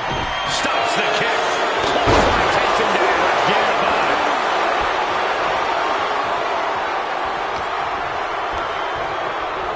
Just sent crashing to the arena floor.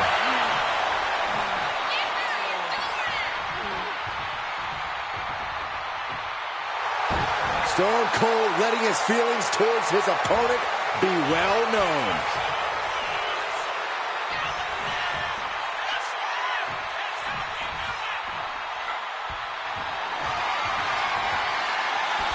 Going outside. What's he got planned here? There's been a lot of vitriol coming from fans towards Rikishi these past few weeks, and this Albany crowd is continuing that pattern of disdain. You think Rikishi cares about the fans, though? No, not at all. He truly believes he's done something for his family, for his people. His family's respect is the only respect he's desperate for. Into the barricade. Boom!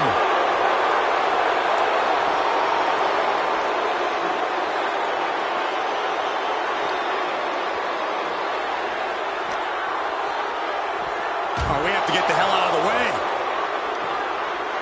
From behind, back suplex. Hope you got your running shoes tied tight, boys. We might need to bolt out of here. No. And Rikishi lately has been calling himself a visionary, a pioneer. All a bunch of garbage, if you ask me. Well, those aren't self-imposed labels, Cole. Those labels are coming from the family, coming from a group of wrestling legends who are proud of Rikishi for standing up and making a change in this business. I have a few labels for Rikishi. Coward, liar, embarrassment. Those fit him well.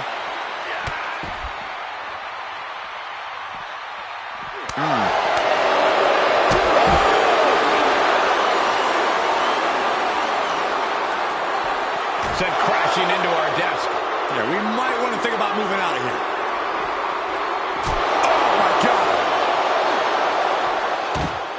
And Rikishi slows Austin down with a thunderous right. Austin's in trouble. And now steel chair. Oh, and Austin, he just averted disaster there.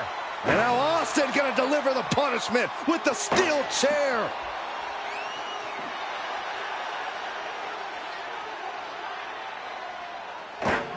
A relentless Texas rattlesnake beating the brakes off of Rikishi with a steel chair. And again, thunderous blows by Austin. Down goes Rikishi. Austin beating the hell out of him. I know Austin has good reason to be doing all this, but he could be taking it too far at this point. I don't think the rattlesnake is taking it far enough, Corey. Austin wants to put Rikishi's life in danger, just like Rikishi did to him. That's what they call it, a hot shot. And now he gets back into the ring.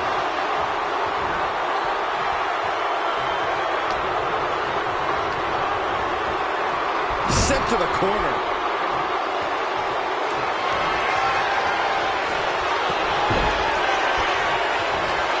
Nasty headbutt delivered by Rikishi.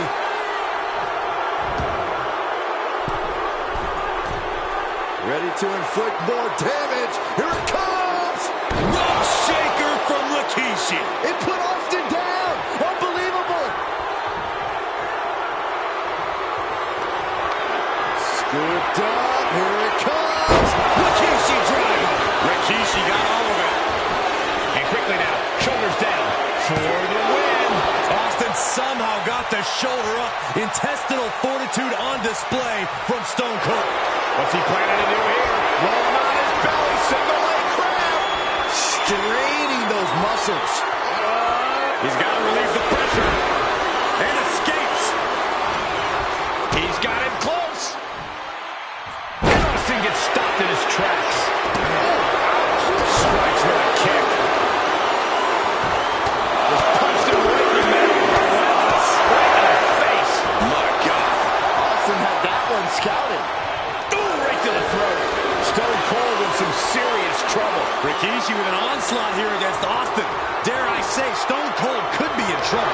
Just caught flush. And it seems like his head might be the target here.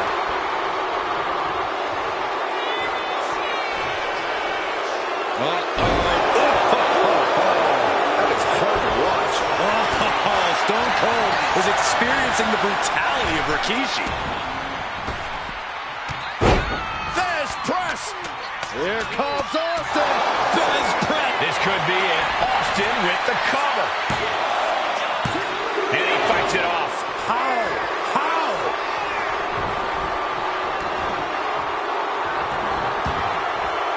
He's headed out to the ringside area.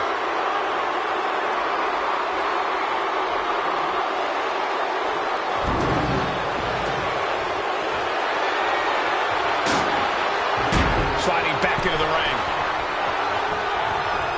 Caught the leg. Bloodline takes him down. Forget about it.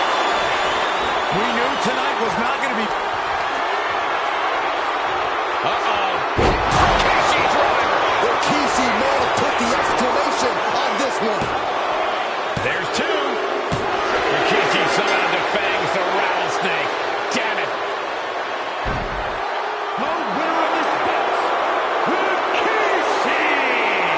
This is not what many of us expected to see.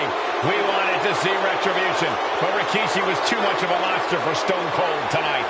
The vitriol that consumed Rikishi powered him to finish the job and leave a battered Austin in his rear-view mirror.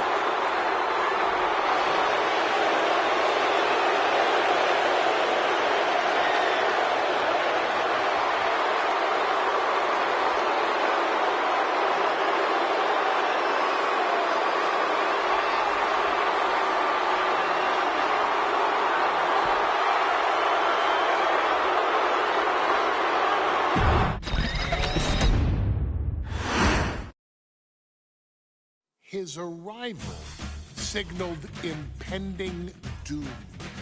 His very presence was enough to intimidate even the bravest WWE competitor. His name itself simply meant the end. And if you found yourself standing across the ring from Umaga, you were most certainly coming to the end of your own road.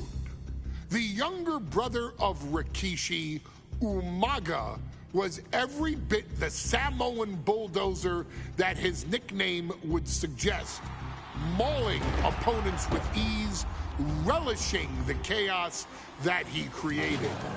A menace to the entire roster, an unrepentant badass, Umaga tortured his prey with high-impact collisions before ultimately sealing their fate with his vaunted Samoan spike, a vicious move used today by Solo Sikoa.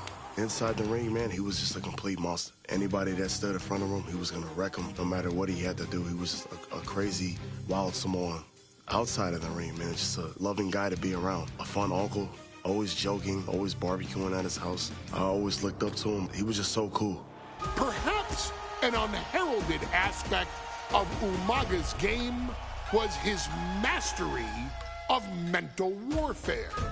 Umaga loved to present a wild, out-of-control savage, one who needed manager Armando Alejandro Estrada to handle all the details while he destroyed opponents. Umaga was the perfect definition of the word aura. A two-time intercontinental heavyweight champion, Umaga established himself as one of the purest forms of dominance to ever set foot in a WWE ring. His intense clashes with Batista, the Heartbreak Kid Shawn Michaels, and Triple H, along with WWE Championship battles against John Cena, still live on in the memories of those who were fortunate enough to watch Umaga perform. And Umaga will live in immortality through every member of this family, whether it's with a huge Samoan drop, a running bulldozer into the corner, a Samoan spike, or even a war cry in the middle of battle. Umaga is forever. I wish he was here. I know he's watching from above. So you, our beloved Us in training, are asked one simple thing here in the WWE 2K25 showcase: to defeat John Cena. You've done that in this mode before, right?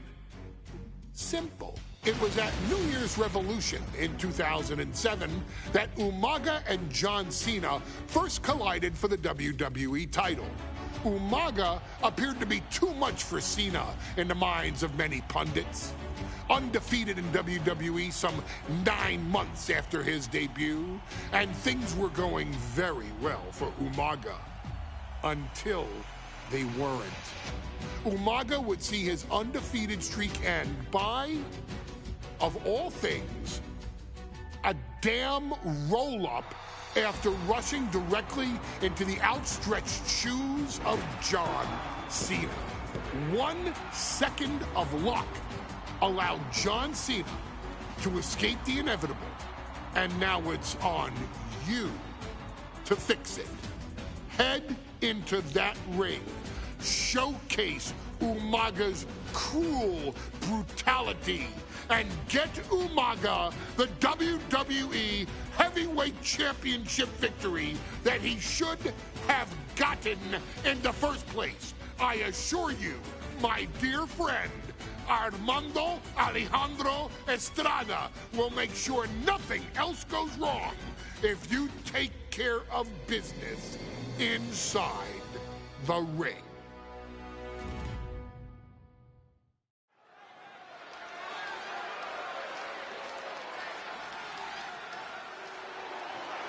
Well, ladies and gentlemen, here he is. He could be the next WWE champion, the near 400-pound Umaga.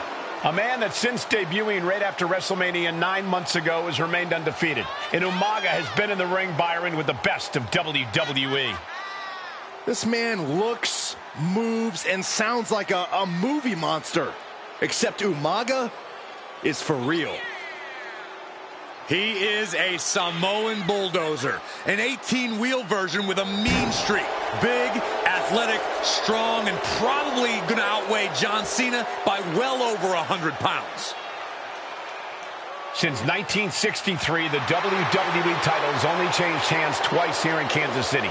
That's twice in the last 47 years. But Umaga is a scary human being, and he can easily change that trend right here tonight.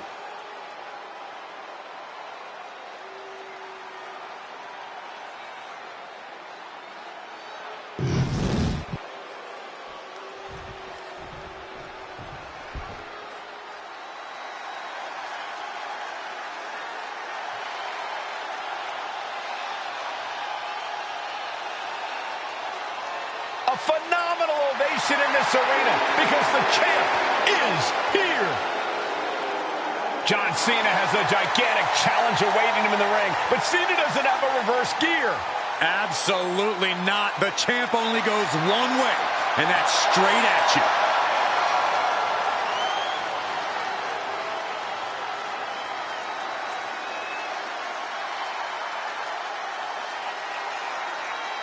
John Cena, a three-time WWE champion, the handler of Umaga, Armando Estrada, trying to control this undefeated challenger.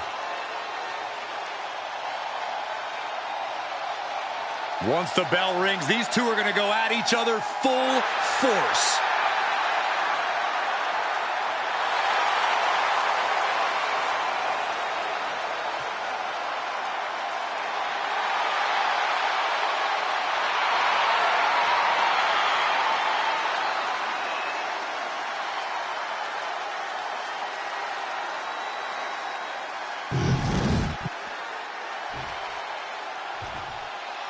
The following contest is scheduled for one fall, and it is for the WWE Championship.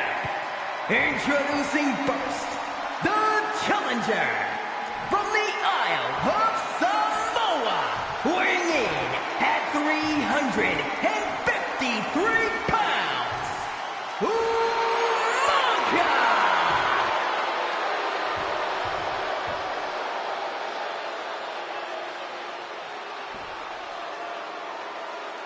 And from West Newbury, Massachusetts, weighing in at 248 pounds, he is the WWE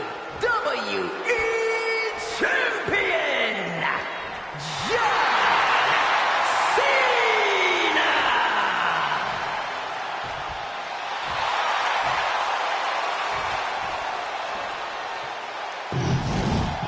A title coveted by legends and hungry young talent alike.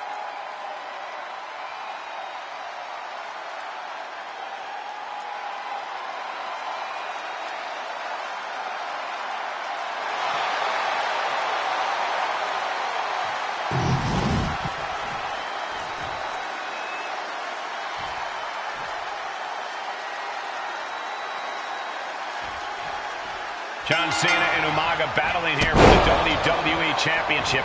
Will John Cena halt the Samoan Bulldozer's path to destruction? Cena's going to have to go all out to accomplish that. No one has been able to withstand Umaga thus far.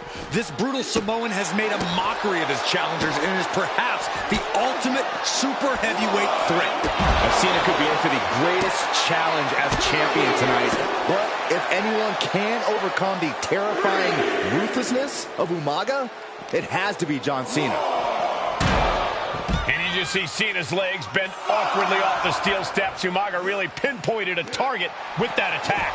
I don't know if it was strategic on the part of Umaga or just a result of his rampage, but either way, taking out Cena's foundation is going to sway the power advantage into Umaga's favor now. Ooh, just bouncing off the turnbuckle. Spinning heel kick. Cena tonight attempting to do something no one else has been able to do. Be it HBK, Triple H, Kane, the list goes on and on. No one has been able to beat Umaga. Since debuting in last year's WrestleMania, He's never been pinned, never been submitted. Umaga is a man who's decimated every single thing in his path. It's not hyperbole to call him a dangerous and deadly savage. No question John Cena has his work cut out for him taking on Umaga, who's been aptly named the Samoan Bulldozer for his relentless offense. Yeah, and while Umaga may not be as refined in the ring as other superstars, his ruthlessness more than makes up for the difference. If Umaga can connect with some truly merciless attacks, then Cena and his title reign could quickly be in trouble. And I could look at Umaga and he reminds me of Yokozuna, whose unmatched thickness and size is an orthodox offense. Look at Umaga's thighs, his calves. They give him a great power and a great base. It makes him almost impossible to knock off his feet. He's thick, he's strong, he's nasty, and he won't be slowed down.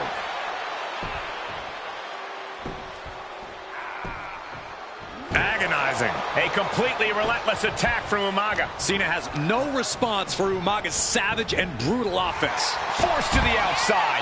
Not a good predicament to be in. Oh. In Umaga, of course, coming from a very rich heritage. Some of the greatest athletes in any sport come from the Samoan heritage. Umaga's aggressiveness can be traced back to his bloodline. When you're fighting a Samoan, you are battling a tough, scary human being. Crank in the head. Jacks his jaw with a quick knee. Spinning heel kick.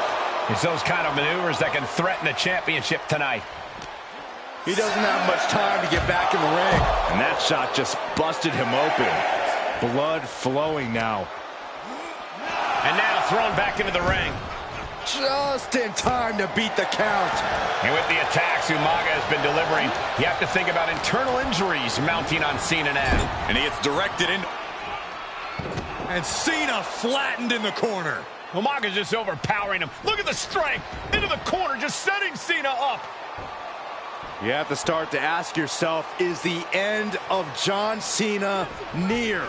I think so. Look out! What a headbutt. No one has been able to stop Umaga. No one.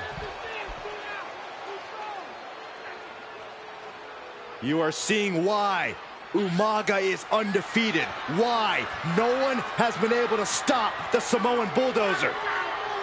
Here comes Umaga, and Cena catches him with a boot.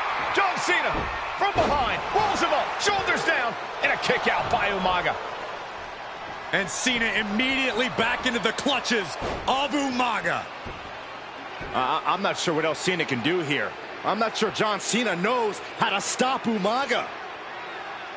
And Corey, you know there's no force equal to being on the receiving end of a headbutt from Umaga. It's in Umaga's DNA. Double leg takedown, got the shoulders down. He kicks out with force. I can't believe the ref didn't even get to one.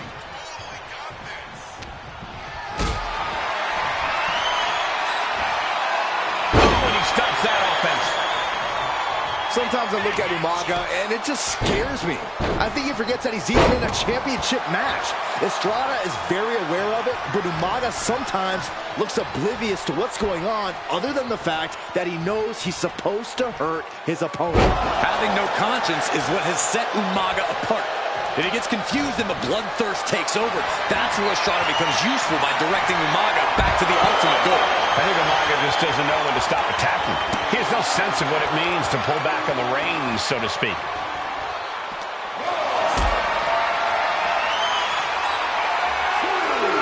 Carried in a jeopardizing position here. Oh, with authority! As the fight continues ringside, we may need to relocate soon. I'm already ahead of you. Grabbing my notes.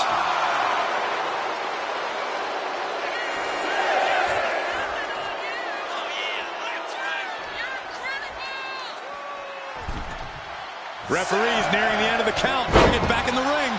And Cena's starting to falter here. Umaga is simply overpowering John Cena right now. Choke slam!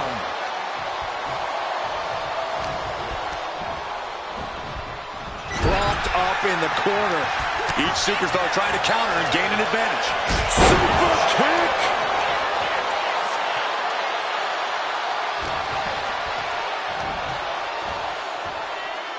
With a big cross body.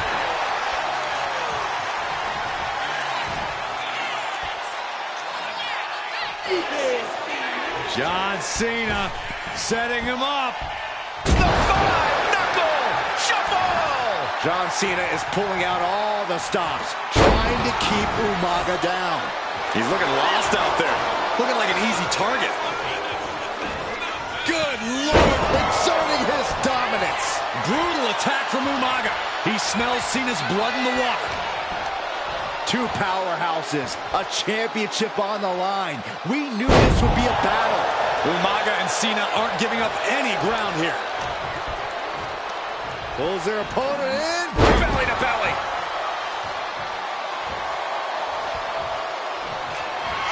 This'll do it. Umaga. Samoan spike. That might have just sealed the deal on us. Here it comes. Samoan spike. The challenger clearing a path to the title. What in the world? I knew it would take more than that to put the champ away. But just how much more is needed? The end. Umaga's gonna fly. What a Samoan splash. Momentum fully shifted to Umaga. Cena's perseverance being tested. Cena and Umaga are out of control, taking each other to their absolute limits. This has been as physically intense as we expected. Sit-out powerbomb. Cena with the reversal. He's finally finding an answer to that onslaught. Could be what Cena needed to ignite a rally. Reversal after reversal. These two have counters for days. Springboard, but nobody home. Here it comes. Samoan spike. Oh, we headed towards a title change. New champion, an undefeated champion. Here is your winner, and the new WWE Champion, Umaga! This proves it. Truly no one can withstand Umaga. The Samoan bulldozer has wrecked his way straight to the WWE Championship. Cena's title reign is over. An incredibly impressive showing from Umaga tonight, absolutely leveling John Cena in a savage display of dominance. Will Cena come looking for a rematch? Only time will tell. But for now, this is Umaga's moment. He is your WWE Champion.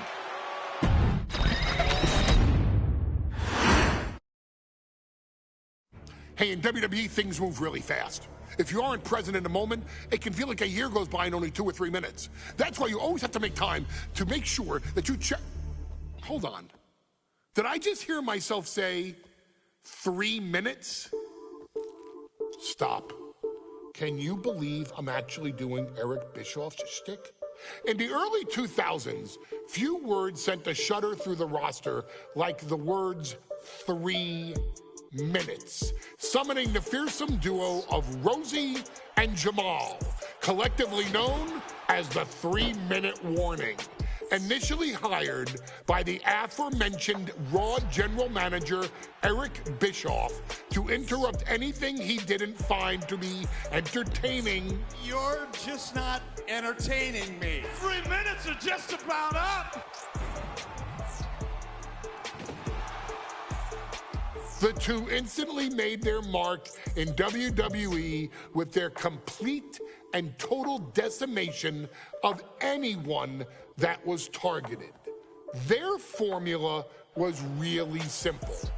Two bruisers with surprising quickness who took pleasure in throwing opponents all around the ring with reckless abandon. And the trail of bodies left in their wake remains a testament to their devastation.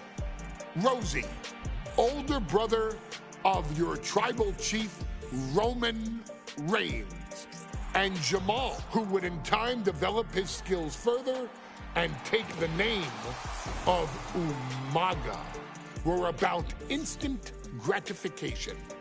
They treated matches like a race, seeing how much damage they could fit into the shortest time possible. The 3-minute warning with my brother and my cousin, it was just one of the coolest gimmicks of all time to me. It was catchy, you know what I mean? Like, you kind of knew what was happening.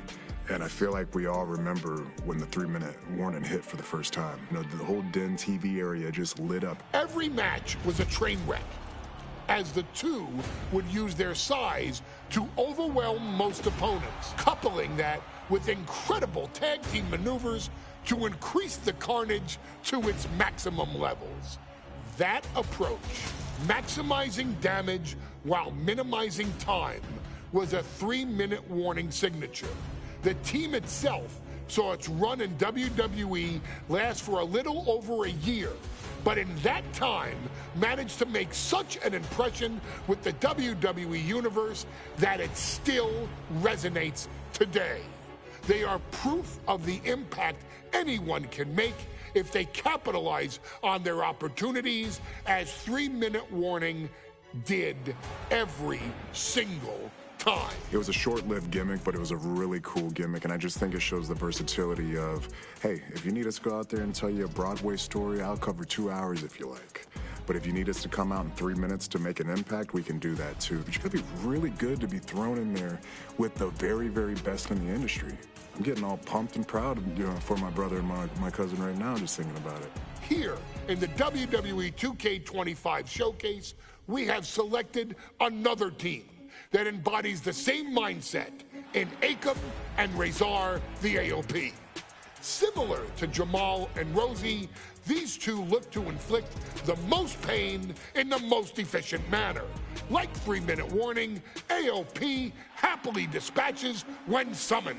Like 3-minute warning, AOP features 2 Goliaths who will hurl your body from pillar to post before finally bringing it all to a most painful conclusion.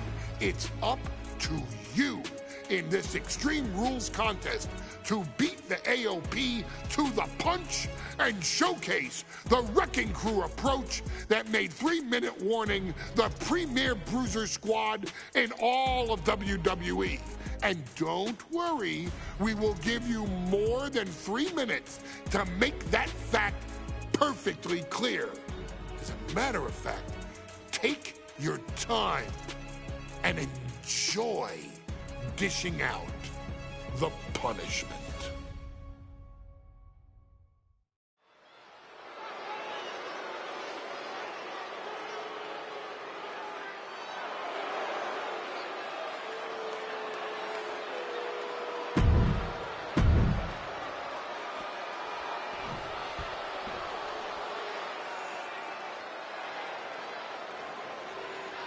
And guys, the authors of pain now have 3 minutes.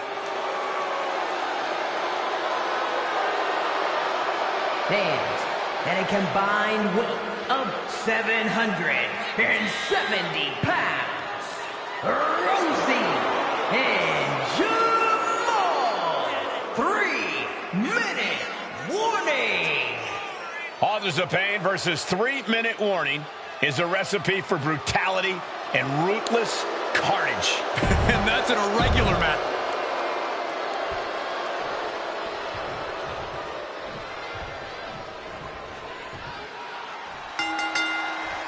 Here we go with AOP and 3-minute warning going head-to-head. This is an Extreme Rules match, and it's a good thing it is, because neither one of these teams likes to play by the rules or limit their aggressive tendencies. There's nothing on the minds of these men except dealing as much damage to one another as possible. Both 3-minute warning and the AOP excel at brutalizing their opponents and inflicting massive amounts of pain. But only one of them can be the best at it. We can safely predict that this is going to be an exceptionally gruesome and painful match to watch. Just look at the size of all these superstars. The ring had to be reinforced before this match. Over 1,300 combined atoms colliding. These men are so big and so thick, it's a challenge to wrap your arms around. It's really just best to find weapons and whack away. Yeah, there's plenty of weapons to choose from tonight. Many would call the AOP and 3-minute warning equally brutal. How can one of these teams get the edge in this head-to-head contest? It's true they're well matched, but AOP tends to be the more methodical and escalating of the two teams. If AOP can get control of the pace and smother 3-minute warning's chaotic in-ring style, they'll be in a position to win this. He connects with a counter. Watching the hardcore style of 3-minute warning. Both of these men are from the hood, so to speak. Grew up in the streets, brought up to be tough. Rosie and Jamal have a rough tenacity. A duo that couldn't care less about headlocks. They're just all about beat. From the top. All the way to the outside. His body has to be racked with pain. And this is a classic Extreme Rules game plan. Trying to deal as much damage as possible. And he slides him back to the mat. Oh my God. A sledgehammer. This is going too far. What a headbutt. Clawing the face. Is this necessary? Ripping at the eyes. Man, Rosie and Jamal, Akam and Rezar representing the biggest, most imposing teams WWE has ever seen. Both teams don't care what the motive is, don't care who the target is. Their goal always remains the same, and that is complete destruction of the opposition. We call them equal opportunity ass kickers. The first few rows should take a couple steps back because no one is safe when you're in the vicinity of these teams. Sky high. Pot right in the stomach creates the separation. Ooh, clothesline delivered. Boom. What a way to get out of that one. Crank in the head. Rosie and Jamal tell their victims that they will feel the 3-minute warning. What does that mean, Corey? Well, it means a lot of superstars will get run over by the pain train, and it's only going to feel like the longest 3 minutes of their lives. When you're as big and strong as Rosie and Jamal, that's how quickly it can be over. Goodness gracious. Both competitors showing they've studied the other's playbooks to the teeth. Carefully placed stomp to the arm. Just trying to pound their opponent into the ground even. This has to be it. Oh, breaking up the pin. What a headbutt. Vicious. And he's busted open. We need to get the doctors out here quick. To the sky. Whoa, what a landing. Coming down on their opponent like a sack of bricks. The adrenaline is pumping, and the WWE Universe is on his side. Lifted and completely helpless here. Shot after shot after shot. Ooh. Pump handle locked in. Death Valley driver. That's it. 3-minute warning are done. Shoulders down. Rezar might be down for the count. Goes for the pin. His team alive. What a save. Has an answer for Akam. Rosie responds. Boom, impact. We knew this would be a grueling and punishing match, but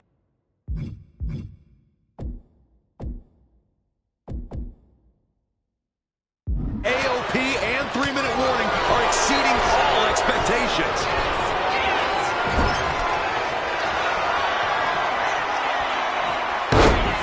Slamming their opponent into place. Curious to see what's coming next. From the second rope. Splash! 3-minute warning might just be done messing around.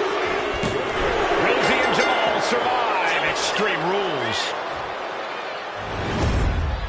Here are your winners, Rosie and Jamal.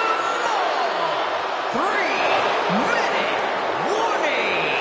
Gotta give it up to 3-minute warning. In a contest between two of the most badass squads we've ever seen, they were the tougher competitors. Yeah, but AOP certainly made 3-minute warning earn this win. Just think about all the carnage we witnessed here tonight.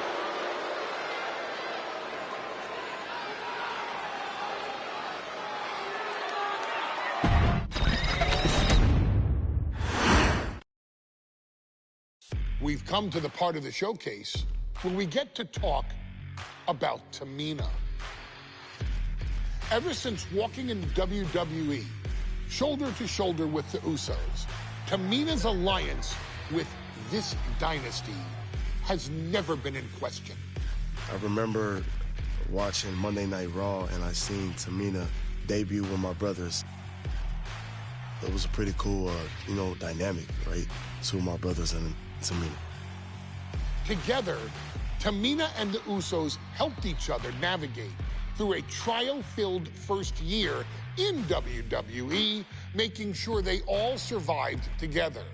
In later years, Tamina has formed alliances with both Naomi and Nia Jax, honoring this family's connection.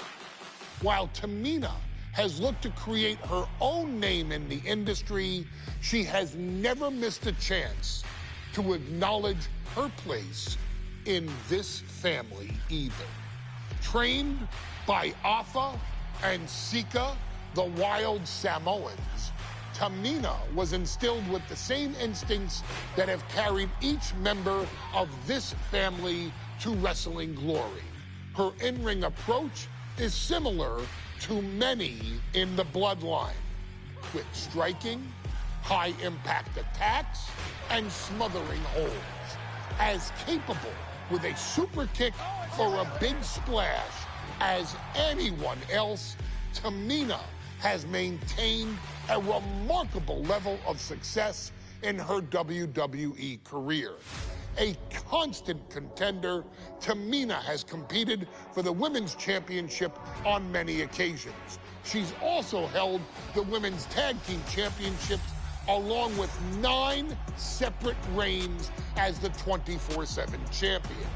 Tamina has proven capable in any environment against any opponent. Tamina is always the perfect test for a rising contender. Defeating Tamina proves that you're at the top of your game, and she will always expose those who aren't quite ready yet. Taking her lightly is the easiest way to book your visit to the local medical facility.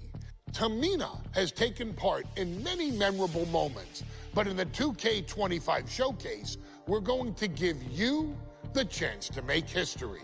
In the first ever women's Money in the Bank match, Carmella, of all people, would walk out victorious after letting someone else do all the work. Tamina, Becky Lynch, Natalya, and Charlotte Flair were all robbed of a great opportunity that night by Carmella. So this is your chance to make it right. Showcase Tamina's grit and take out the other 4 ladies in this ladder match to become the first ever winner of the Women's Money in the Bank. Carmella might still sneak out with the win, but if she does, she's doing it on her own, because we're not allowing anyone else at ringside for this match in our showcase.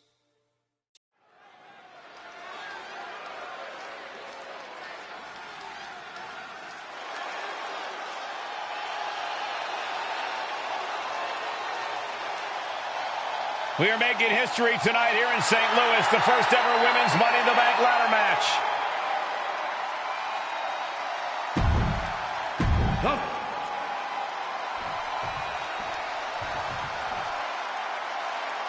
And Byron, Becky Lynch with a very astute point.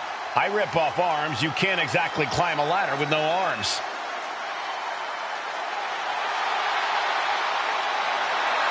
Next, from Dublin, Ireland, Becky Lynch.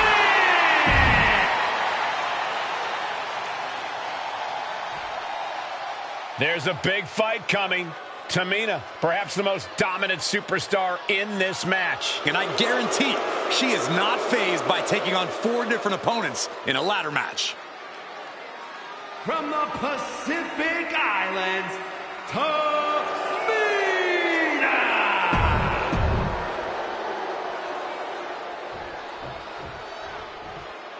Mella is money, and she is as confident as ever.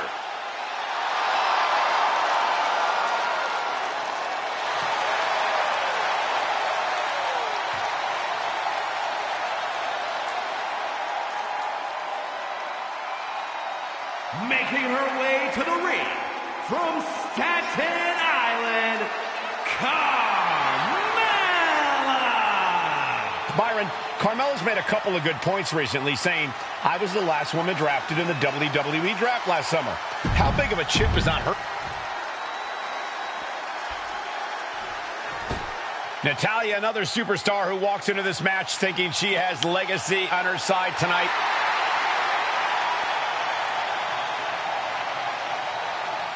And from Calgary, Alberta, Canada, Natalya! Every last woman in this match has chased this opportunity so fiercely. They have chased the championship, perhaps none more so than Natalya.